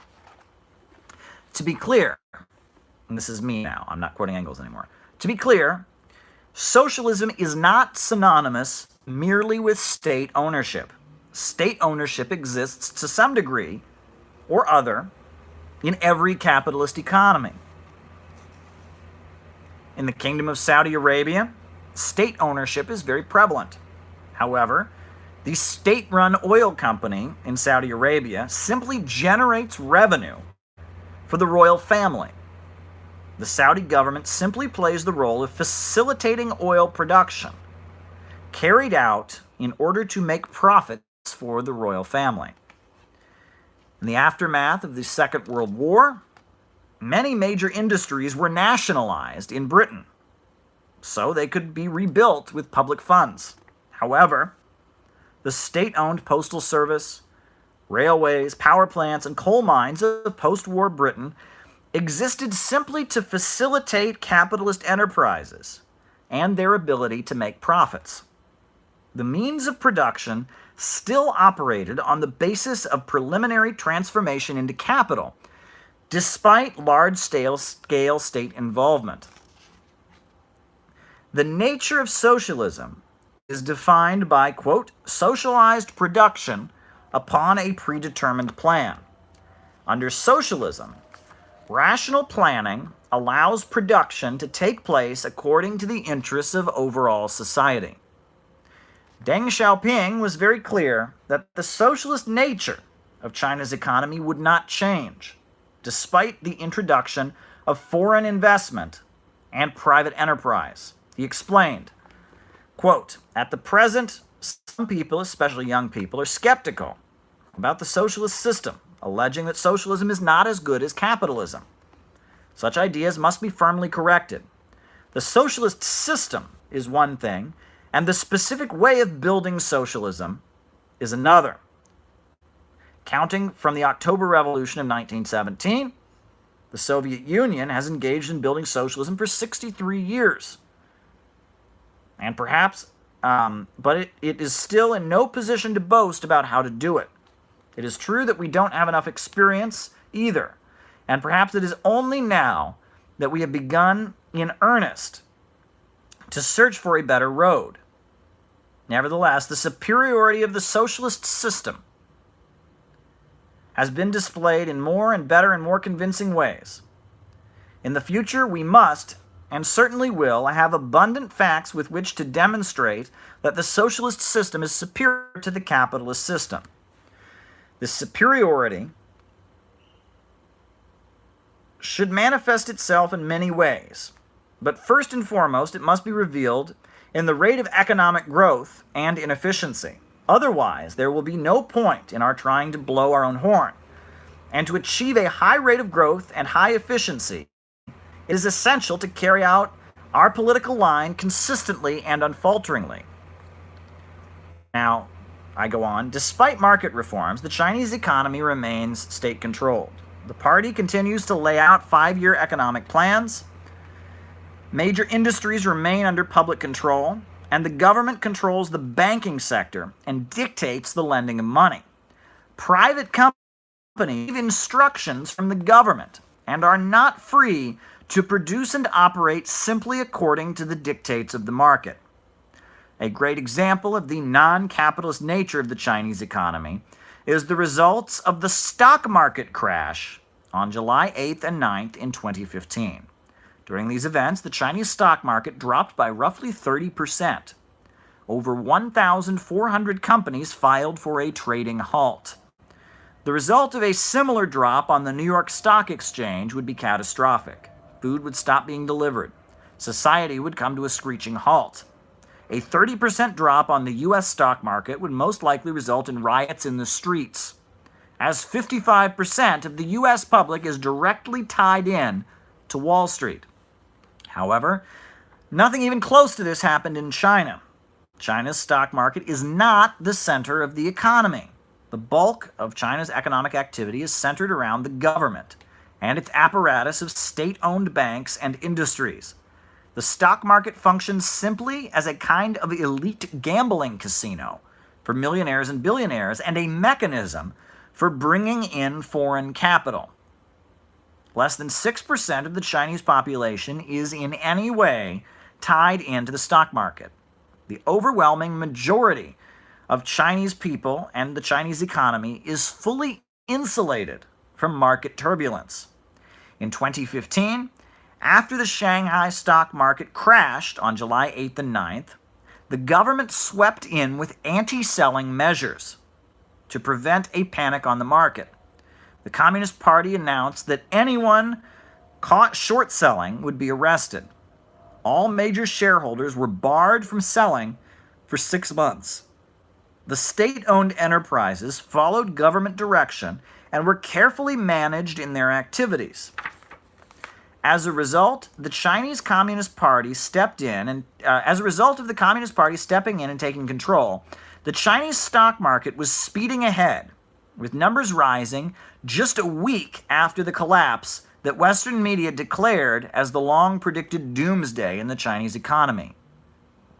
Because the state has control, and the market exists simply to enhance the ability of the state to expand the economy, the boom-bust cycle described by Karl Marx in his analysis of capitalism is not a threat to China's growth. In China, profits are not in command. The Communist Party is. Explaining the nature of the Communist Party's achievements, Deng wrote, quote, "China always used to be described as a heap of loose sand, but when our party came to power and rallied the whole country around it, the disunity resulting from the partitioning of the country by various forces was brought to an end. So long as our party exercises correct leadership, it can rally not only the whole membership, but also the whole nation to accomplish any mighty undertaking. The result of Deng Xiaoping's adjustment of the socialist system has been to raise 700 million people from poverty. It has also created state-controlled megacorporations like Huawei Technologies, now the largest telecommunications manufacturer in the world. China has the largest hydroelectric power plant on Earth, the Three Gorges Dam. The China Railways Corporation is now creating the fastest trains in the world and exporting and constructing high-speed railway across the world. In 2018, every day a new Chinese millionaire was created. China has many billionaires, but the billionaires do not rule. Even every inch of the country is controlled by the Chinese Communist Party, and even some of the richest people have received the death penalty if they stand in its way. Poverty alleviation, scientific breakthroughs, and technological achievements have defined China in recent decades. Despite its dramatic economic successes, the problems of corruption and violations of human rights continue to plague the country. The rise of Xi Jinping has marked a significant effort by the party to end bribery and to enforce its regulations. And that's where I will end for now. But that is my explanation of why China is a socialist country. It's a socialist country because the means of production don't function according to what's profitable. They function according to what the Communist Party says. And the Communist Party is an organization with 90 million members based in communities all over the country. Even the private corporations in China that make a profit for their shareholders don't have the right to do whatever they want. The party steps in and controls them. Capitalism is the irrationality of the market. It's an economy functioning for profits. That's capitalism. Socialism is when the economy functions in a rational way, when human reason and intelligence dictates economic activity. That's the difference. That's the difference. You know, people are quibbling about Huawei, and, you know, is Huawei really, did the workers control it? Look, that's you're missing the point, right? China's not an anarcho-syndicalist country. No one maintains that, right? It's not like every factory or every corporation is completely autonomous. There is a state central plan. Huawei technically a private corporation, functions in the interests of the state central plan, right? It does what is in the interest of the country overall, not what is profitable for its shareholders, right? It tries to make, and it makes lots of profits for its shareholders, but those shareholders, it's not simply operating that way. The Chinese state directs them like it does all private corporations. Private companies have no rights. Basically, the difference between capitalism and socialism is this. In capitalism, corporations run the government. The government's just a middleman, and corporations that are trying to make profits are controlling the government. Socialism is the other way around. Socialism is a government of action. It is a strong government based in communities, based in organizations of the people that controls the corporations. That's the difference. When corporations control the government, that's capitalism. When the government controls the corporations, that's socialism. That's the difference. That is the difference. When production is being carried out to make profits for corporations, that's capitalism. When production is being dictated by a state central plan in the interest of all of society, that's socialism. That's the difference. That is the difference, right? That's the difference. The difference between capitalism and socialism isn't whether the government owns it. It isn't whether everyone gets paid the same wage or whether you have an income gap. Not the difference at all. Not the difference at all. Socialism is when production is carried out in a rational way for the interest of all of society. That's the difference. That's the difference. And that's not all I say in my book. That's just a snippet from that section. I go on and on about China and what they're doing and the Belt and Road and all that. You really ought to get the book. I just wanted to read that section of the book because it comes up in every live. Every time I talk about Chinese socialism, somebody wants to argue that China's not socialist, and I understand your concern. It's hard to understand why China's socialist. You really have to be a solid Marxist to understand why China is a socialist country, right? Everything that we're told that socialists don't believe in, like corporations making profits, like income gaps and all of that, all that stuff, it goes on in China. So if you're getting, if you're reading Jacobin, you would not understand how China could be socialist. You wouldn't understand. And Jacobin, right? It's all about income inequality, and it's all about pencil factories being owned, all the shares being owned by their workers, and that whole new academic left that has emerged, those voices, right? If you think that socialism is workers in the pencil factory owning the pencils, and if you think socialism is taxing people so that everyone has the same income no matter how hard they work, if that's what you think, you're not going to understand China being socialist. There's good people at Jacobin. I know some of their writers. They're good folks. I just disagree with them, right? But if you're only looking at Bernie Sanders and Jacobin magazine, you're not going to understand why China's a socialist country. So I don't blame you for it. But I'm telling you that the difference between socialism and capitalism is not about pencil factories being cooperatively owned, and it's not about having progressive income taxation. The difference between capitalism and socialism is how production is carried out, and whether or not you have an economy dictated by the anarchy of production or dictated by a predetermined plan. The phrase that I quote from Frederick Engels is socialized production upon a predetermined plan.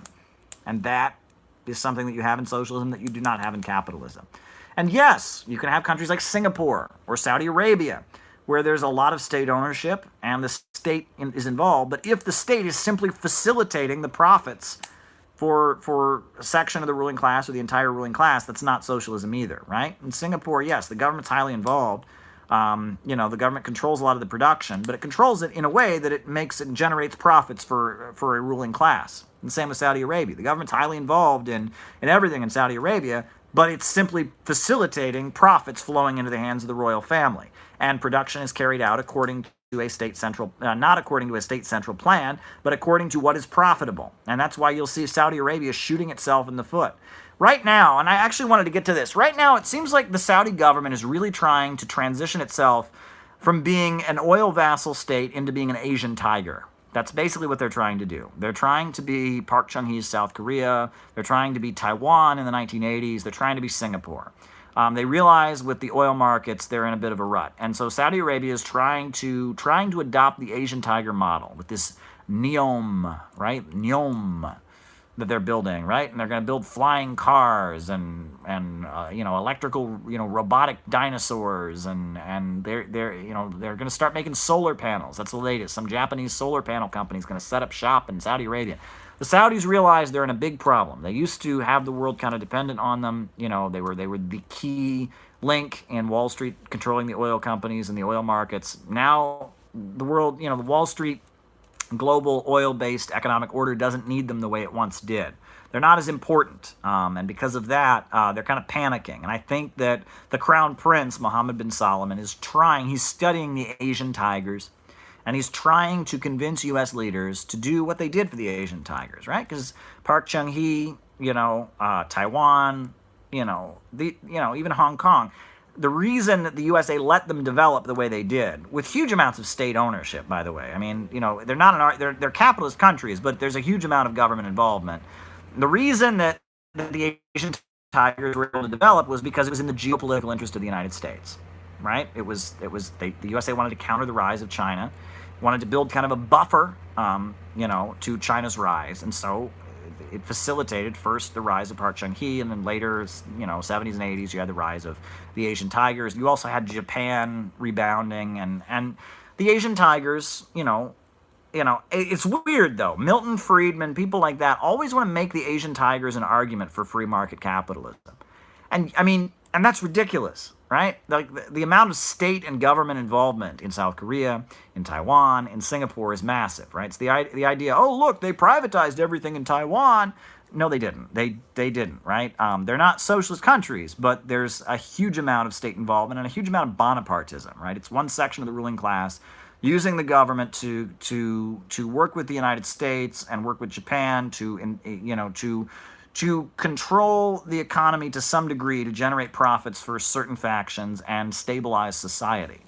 The Asian tigers, it's a study in Bonapartist maneuvering, but they're capitalist countries, and they crash too, right? Remember what happened in the 1990s, where they all had big dramatic economic fallouts, right? They're capitalist countries.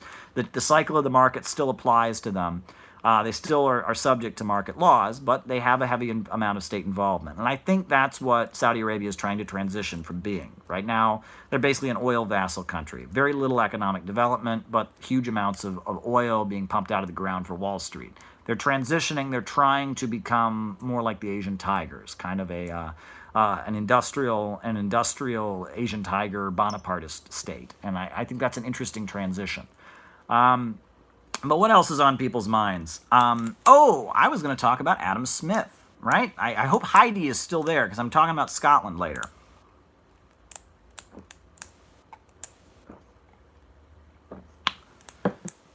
Someone called Marxist-Leninist Worldview just gave me a super chat. Thank you. I appreciate it. Very kind of you.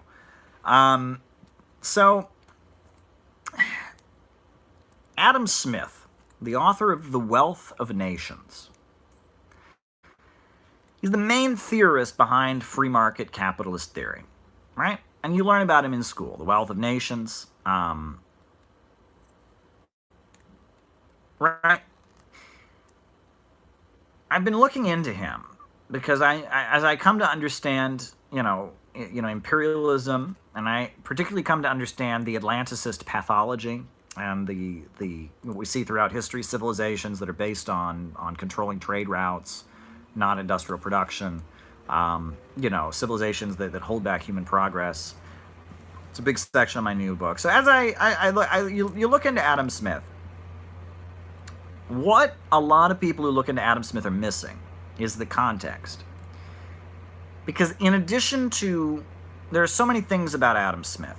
Well, first of all, right, it's Adam Smith, Noam Chomsky and a lot of these people, Howard Zinn and all that, they have a talking point which is correct, that compared to Milton Friedman, compared to Ayn Rand, compared to Ludwig von Hayek, compared to Alan Greenspan, Adam Smith is nothing like them, right? That he understood the government needed to build roads and have a post office, that neoliberalism is Adam Smith's ideas taken to very, very extreme conclusions, right? That Adam Smith never advocated anything as extreme as neoliberalism did.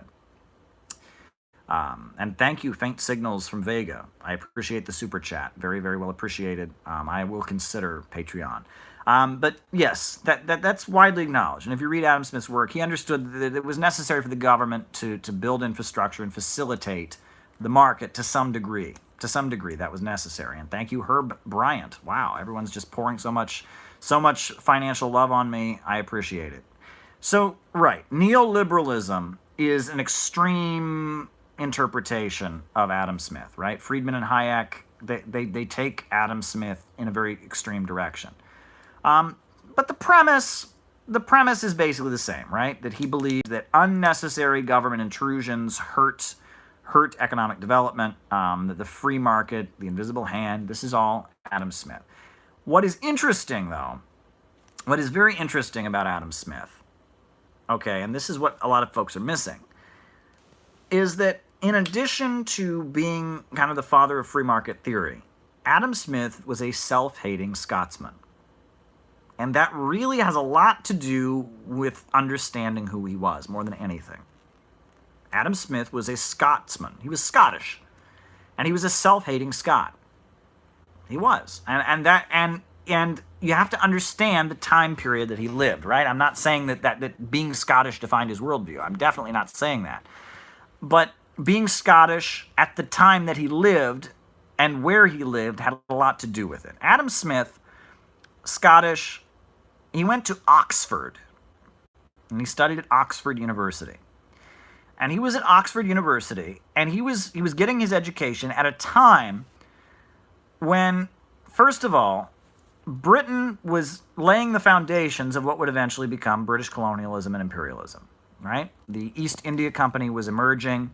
Britain was developing that navy, and British capitalism was in ascendancy. The British finance houses were emerging. They were lending money freely. British capitalism and British globalism, right? All the stuff that the American Revolution was against, all that stuff, controlling the trade routes, the British Empire, all that stuff was developing. Atlanticism, the British incarnation of Atlanticism, was developing. British imperialism is emerging. British colonialism, which later gave birth to British imperialism later, but the economic system, controlling the trade routes, manufacturing, dominating global markets, Atlanticism is developing in England, right? And that's all happening in England. And in 1745, in the Scottish Highlands, where most of the people still practice Roman Catholicism as their religion, there was an uprising. The Jacobite uprising of 1745. And at that time, I believe Adam Smith was studying at Oxford University. It was not a very good time to be a Scotsman at Oxford University in the middle of the Jacobite uprising. All these workers in the Scottish Highlands who didn't like capitalism, right? They were more feudal, more traditional. They were Roman Catholic. And they rallied around Bonnie Prince Charlie, right? And it was a widespread uprising. And they didn't want independence for Scotland. They wanted Bonnie Prince Charlie to be the king of the UK, of Britain, right? And they wanted to replace the Protestant monarchy that was embracing capitalism with a Roman Catholic monarchy that would restrain capitalism. That was basically what it was, as capitalism was emerging. And the French, which at that point were Roman Catholic, the French supported the Jacobite uprising. And these Scottish people in the Scottish Highlands rebelled and had this uprising demanding that Bonnie Prince Charlie be made the king of the UK. Right? And it was a huge rebellion. And all these Scottish people with guns and with like swords and clubs, and all these folks rose up all over the Scottish Highlands. And they seized control of various parts of Scotland, and they wanted to put Bonnie Prince Charlie as the monarch, right? It was the Jacobites. And you can argue about whether they were correct or not. Okay, I'm not here to talk about that, because they didn't want independence for Scotland. First of all, they wanted their guy to be the king. They were kind of trying to hold back history and preserve feudalism, so it's complicated, right? I'm not defending the Jacobite uprising. I'm agnostic on that point, right?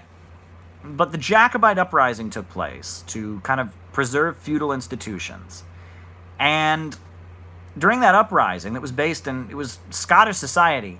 There was Glasgow, which was the Scottish city of Glasgow, had basically already joined in with British capitalism, and it was Presbyterians, and they were considered basically to be a fifth column, even though that city was technically part of the Jacobite uprising. The Presbyterian pastors didn't preach, and it was like that city was considered to be a stronghold of anti-Jacobite sentiments, right? They were considered to not be loyal in the rebellion. This is the Jacobite uprising. And 1745, at that point, there's a lot of people settling the Americas at that point, the American colonies, right? 1776, not that late, that's, a few decades later. And it's commemorated in songs, the Jacobite uprising. Like at my uncle, at his funeral, they sang, they played, speed, bonny boat, like a bird on the wing, onward the sailors cry, carry the lad born to be king, over the fields to sky. Right? I mean, it's the Sky Boat song. I mean, and it's funny, because if you listen to a lot of like hillbilly music, like Kentucky, bluegrass music, Appalachian music, like over the river to feed my sheep, over the river Charlie. Who's Charlie, right? It's Bonnie Prince Charlie, the leader of the Jacobite uprising. A lot of, those are Scottish folks who settled in Kentucky, and they took their songs, Charlie, he's a fine young man, Charlie, he's quite dandy, Charlie likes to kiss the girls and buy the ladies candy. They're talking about Bonnie Prince Charlie, right? It was the Jacobite uprising. It was an uprising. It was rejecting British capitalism, which had seized control of the monarchy, right? And it was the Roman Catholics and the French and the Scottish Highlanders rebelling to try and preserve feudalism and restrain British capitalism. And studying at Oxford is Adam Smith. And of course, he's got a Scottish accent. They treat him like he's discriminated against. They think he's a barbarian. They think the Scots are an inferior race. They're awful, right? And anyway, the Jacobite uprising was brutally suppressed, right? The British Army went in there, and it was over. It was done, right? They put it down. The 1749, the Battle of Culloden, right? It's done. After, and this is what people are missing. So after the suppression of the the defeat of the Jacobite uprising,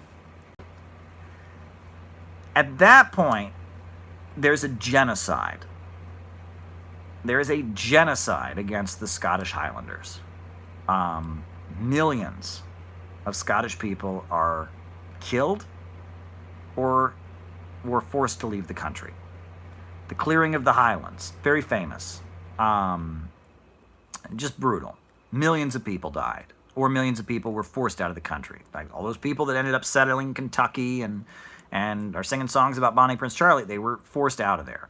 And if you read about Adam Smith and the role that he played in the aftermath, he basically went along and was very much a supporter of exterminating his fellow Scots, right? Not just killing them, not just deporting them, but also, exterminating their language.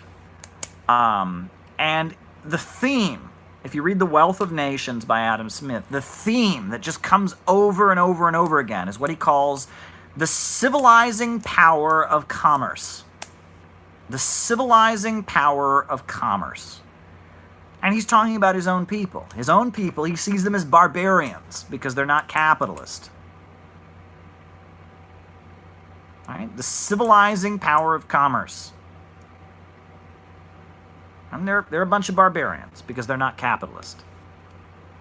Right? And he's saying that, and you should read about it. Some of the stuff that they did to Native Americans in the United States, right? Like they had the what they called the Indian schools, where they would take Native American children from their home, and take them to schools where they couldn't speak their own language. And they did that to the Scottish Highlanders to exterminate their language, right?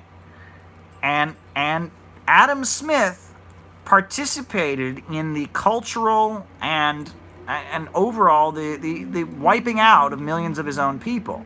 And he came from a Presbyterian family, right? And he was part of that Glasgow establishment that had been part of aligning with England against the Jacobite uprising. He was from a Presbyterian family, but he himself later became a deist. He believed in a clockmaker god, kind of like, Thomas Jefferson and others. But Adam Smith was a self-hating Scotsman, and he went to Oxford and he studied, and he was a Scot at the time of the Jacobite uprising, and he was ashamed of his own people, that they were not accepting capitalism, that they were rising up to defend feudalism and aligning with the Catholic Church. And then he spent the rest of his life arguing that capitalism, the civilizing powers of the markets, the civilizing power of commerce, right? That basically Adam Smith became the voice for a system. He didn't invent capitalism. No one invented capitalism.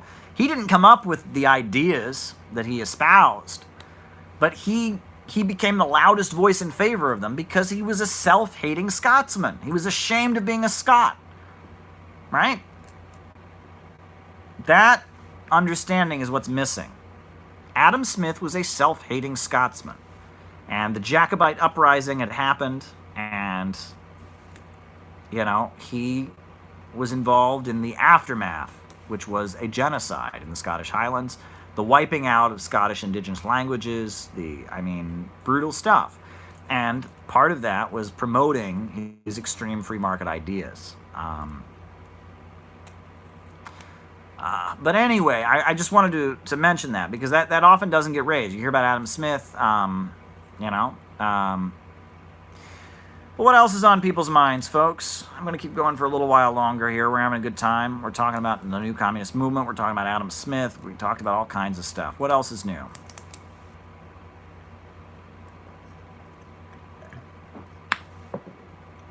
Is feudalism like socialism? No. No, it's not. Feudalism is a system in which there is very, very low level of economic development. It's agrarianism. It's subsistence farming. It's based on serfs basically being de facto property of a landlord, and they produce, and he gets a big chunk of what they produce, and whatever's left over they get to keep for themselves. It's not slavery because they're not like his literal property, but they live on his land, and they work hard growing crops, and they give him a chunk of it, and whatever's left over after their chunk, then they can keep for themselves. That's feudalism. And a lot of people don't understand that. Some people think feudalism means hereditary monarchy. No, it doesn't. In fact, there were some feudal societies where, like, the lords would elect a leader, right? I think, like, in the Netherlands and some places like that, there was some like that, or where the king was kind of voted in by members of the royal family. Feudalism is feudalism. Feudalism is a system in which you have a landowner or a landlord or a noble owns the land, and there are people, peasants, who work on his land, and they're required to give him so much of what they produce, and then the rest they get to keep for themselves. That's what feudalism is. Nothing like socialism. Socialism, that's not what socialism is. Socialism is when the major banks and factories and centers of economic power are controlled by a central plan by the state. It's industrial production. So it's not the same thing at all, right? It's not. So, but it's interesting, though, that you bring that up. What is interesting is that during the time when capitalism was emerging to replace feudalism, there was a very strong feudal critique of capitalism. And in the Communist Manifesto, Karl Marx spends a lot of pages going over the feudal critique of capitalism and why that's not the same as his. And Karl Marx said no, he wanted to do something more advanced than capitalism. But there was this widespread feeling that capitalism was stripping everyone of their morals, and that we needed to go back to feudalism. That was the feeling. Are we returning to feudalism? No. However, I will note that there are some voices on the right, and that seems to be one aspect of the American right wing, is an attempt to restore restore feudal thinking, and that capitalism, as it progresses, just tends to just strip away all relics of feudalism. And as that happens, a lot of American right-wingers and right-wingers in general, what they're doing is their social conservatism puts them at odds with capitalism because they're trying to preserve feudal institutions. And I think that's interesting. But yeah, the right loves feudalism. Well, they think they do. At this point, the right wing loves capitalism. But I think that the social right wing, and I think that some of the quote unquote alt-right forces and some of the forces in Europe that are so right wing and so like nationalistic, some of them have a little bit of a feudal critique of capitalism. And actually, you can learn from the feudal critique of capitalism, honestly. There are things about it that are worth exploring, I would say. I'm a Marxist. I have a Marxist critique of capitalism. But the feudal critique of capitalism that gets into the social relations of capitalism, it points out some interesting things. And I think it's worth looking into. Right-wing capitalists are worth engaging with. I don't think that they should be taboo. I think, and especially I think in the developing world, a lot of the socialist countries that have come into existence have been a hybrid. They've been a hybrid of very conservative feudal ideas as well as very advanced socialist and Marxist ideas. The Soviet system was actually very much a combination in a lot of ways of, I would say, the most revolutionary left-wing ideas that were around at the time, and a population that had been living under feudalism for thousands of years and only understood feudalism. And that's why, like, the cult of Lenin and the mausoleum was built, right? Because for a population, coming out of Russia's traditions and history of feudalism, that mausoleum and the cult of personality around Lenin and Stalin made it fit what people knew, right? For a while after the Russian Revolution, they tried to have absolute free love, right? And it didn't work. The population just didn't want to have it. And the Soviet family that was promoted during the Stalin era was very much a mixture of the most traditional and conservative aspects of Russian society with the most radical left-wing and advanced. It was kind of a middle ground. And a lot of the socialist countries, because socialism has come into the world in the most underdeveloped countries, right? It's countries that have barely had capitalism, that have been kind of stuck in feudalism. Those are the countries that have largely developed socialism. A lot of times, they tend to have cultural remnants of feudalism within their system. And I don't necessarily think that's necessarily bad, right? If I were a strict Marxist, I would say, well, that's absolutely bad. But, who am I to say that, right? And that there are aspects, there are feudal traditions that are absolutely abominable and horrendous. But there are also, there are things about feudalism that in the critique of capitalism, they have a point to make, right? I'm not in favor of feudalism. I'm opposed to feudalism, totally opposed to it. But I think that the feudal critique of capitalism is interesting, and you should explore it, and you should compare it to the Marxist critique. And that the Western left that has largely abandoned the economic side of Marxism and embraced just unrestrained social liberalism and social deconstruction, I think it's made some mistakes there. So I'm interested in engaging with different schools of anti-capitalism. I'm curious about it. And I think that the 20th century, where the left was associated with social liberalism and economic socialism, the right was associated with capitalism and social conservatism. That doesn't work anymore. That's not where political discourse is. But yeah, and I think that people who think that that's where we're at, they're kind of missing the point. Someone's saying free love is reactionary, and there's an argument to be made for that. You don't need libertarianism with socialism. Treat it like it at heart, says Mr. Thoroman. I don't know what that means, but there you go. But I'm having a great time here, folks. We're having a great time here. We're chatting. We're enjoying ourselves. I can go for a few more minutes. We've been at it for 2 hours now, but that's good. I'm having a great time. You all are my friends. We're having a good chat. We're having a great time here. What else is new, folks? Tell me what's on your mind. Right? I've said everything I wanted to say about Adam Smith and China and New Communist Movement and all of that. Argentina's elections. Argentina has been wrecked by capitalism. 50% of children in Argentina now live in poverty. right? They got rid of Christina Kirchner, right? They got rid of Christina Kirchner, and they've been having neoliberal free market reforms. They rejoined the IMF, and it wrecked their economy. No one noticed, right? The U.S. media go, well, they're having problems. No. Now, Kinky asks, is Trump a neoliberal? Yes. And this is the divide, basically. This is how I've spelled it out. I spelled it out this way in my neoliberalism class. Basically, there's a divide now between neoliberalism globally and neoliberalism in one country. Because that's basically the divide, right? Trump wants to privatize things as much as possible in the United States, but he's reluctant to engage in international, he's somewhat reluctant to engage in international actions to promote neoliberalism around the world. So, whereas the Hillary Clinton wing says, well, maybe we don't need to privatize everything in the Western countries. Maybe we don't need to privatize everything, but we need to excessively spread neoliberalism around the world. So what's more important? Is it more important to privatize and gut the standard of living in the USA and cut and build a wall to block out the rest of the world? Or is it more important to maybe tolerate some social programs in the USA, but spread free markets all over the world? Which is more important? That's the division in the ruling class right now. Is it neoliberalism in one country, or is it neoliberalism in a global scale? Are you a Trotskyite neoliberal, or are you a Stalinist neoliberal? Right? Is it neoliberalism in one country or permanent global neoliberal revolution? That's basically the divide, right? The Hillary Clinton wing, the Kamala Harris wing is for permanent global neoliberal revolution, spread free market capitalism all over the world, tear down every independent government no matter what. And if you have to, in order to have stability at home, give some people some health care and, raise the minimum wage a little bit, fine. It's worth it so we can spread the global revolution to have neoliberalism.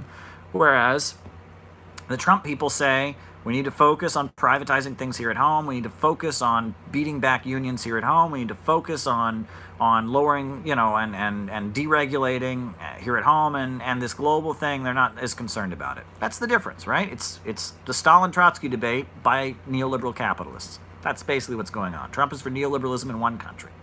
That's my analysis, at least. But yeah, what else is on folks' minds?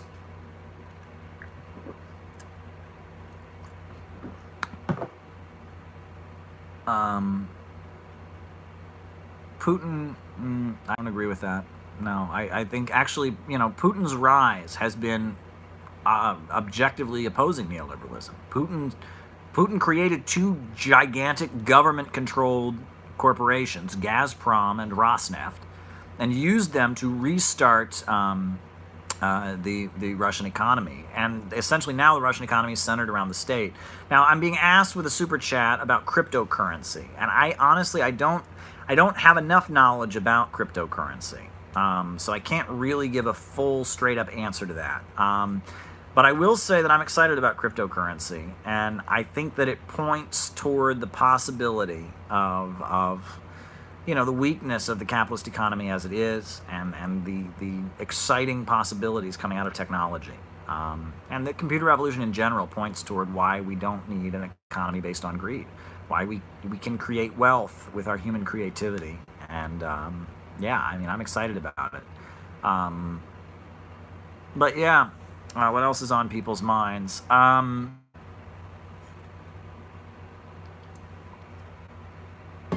What else is on people's minds?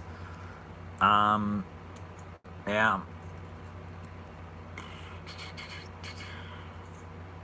Yeah. I'm having a great time, folks. We got something pretty good going on here. This is a great little community we have. I'm enjoying it. I really am. And I'm glad you all are here. But, folks, really, you need to subscribe. I know that 1 in 5 of you has not subscribed. So, if you're one of those people who hasn't subscribed, hit the subscribe button. And if you're a subscriber and you haven't done it, click on that little bell so that you get notifications so that you're with us next time. We're having a great time. I'm answering questions. What happens? What do people? Various tech could be used to prevent revolutionary organizing. Well, I don't know about that. It's a crazy world we're in. We talk about tech censorship. It's an ongoing thing, right? And we should be all worried about tech censorship. We really should be, right? At this point, At this point, right, so Twitter, Google, you know, they're like monopolies. Facebook, they're monopolies, and they have the right to ban you if they consider you to be offensive or to violate their rules.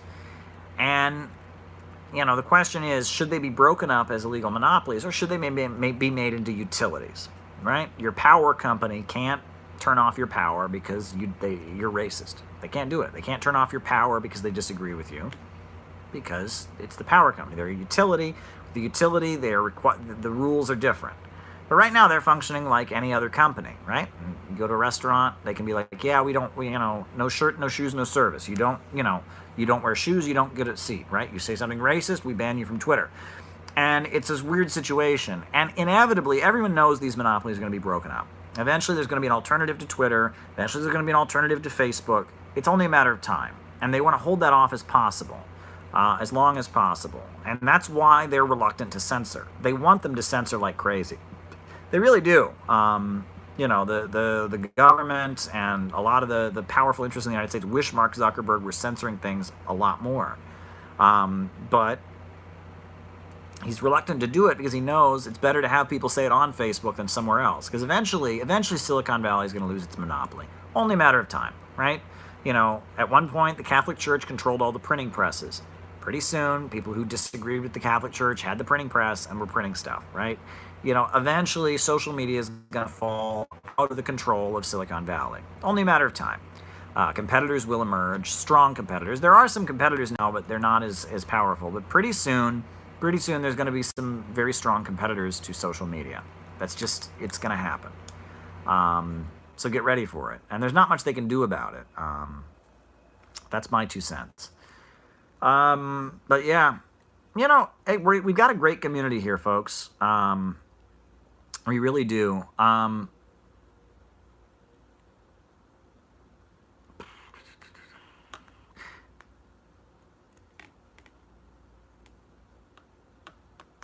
Well, what else is new? Anything else, folks, you want me to talk about? I see you all chatting there in the chat. I'm reading your comments.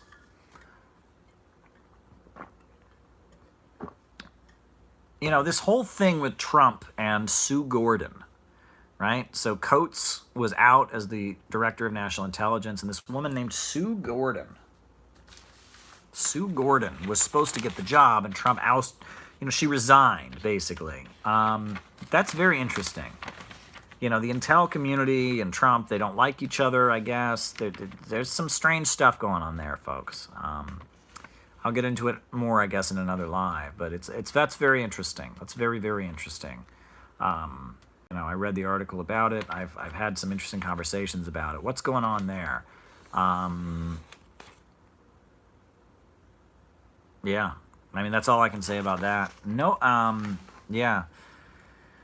But this woman was supposed to be the director of national intelligence after Dan Coates was out, and she resigned. And she resigned, and in her resignation, she said the mission, where is it? What did she say? How did she put it? She said it was an act of respect and patriotism, not preference. You should have your own team. And she wrote that in longhand. She wrote it out herself to President Trump. Basically, President Trump didn't want her, so she resigned. And this woman, Sue Gordon, who the head of the CIA, tweets out that he likes her. All kinds of intelligence officials are talking about what a travesty this is that Sue Gordon is no longer, and this is somebody that the CIA people, the intelligence community really liked. This was one of their people they really liked, and she's out. And it points toward, people talk about this rift between Trump and the intel agencies. It's interesting. It's interesting to think about. So there you go.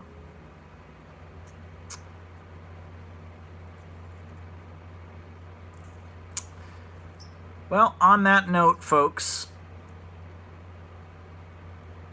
I will conclude.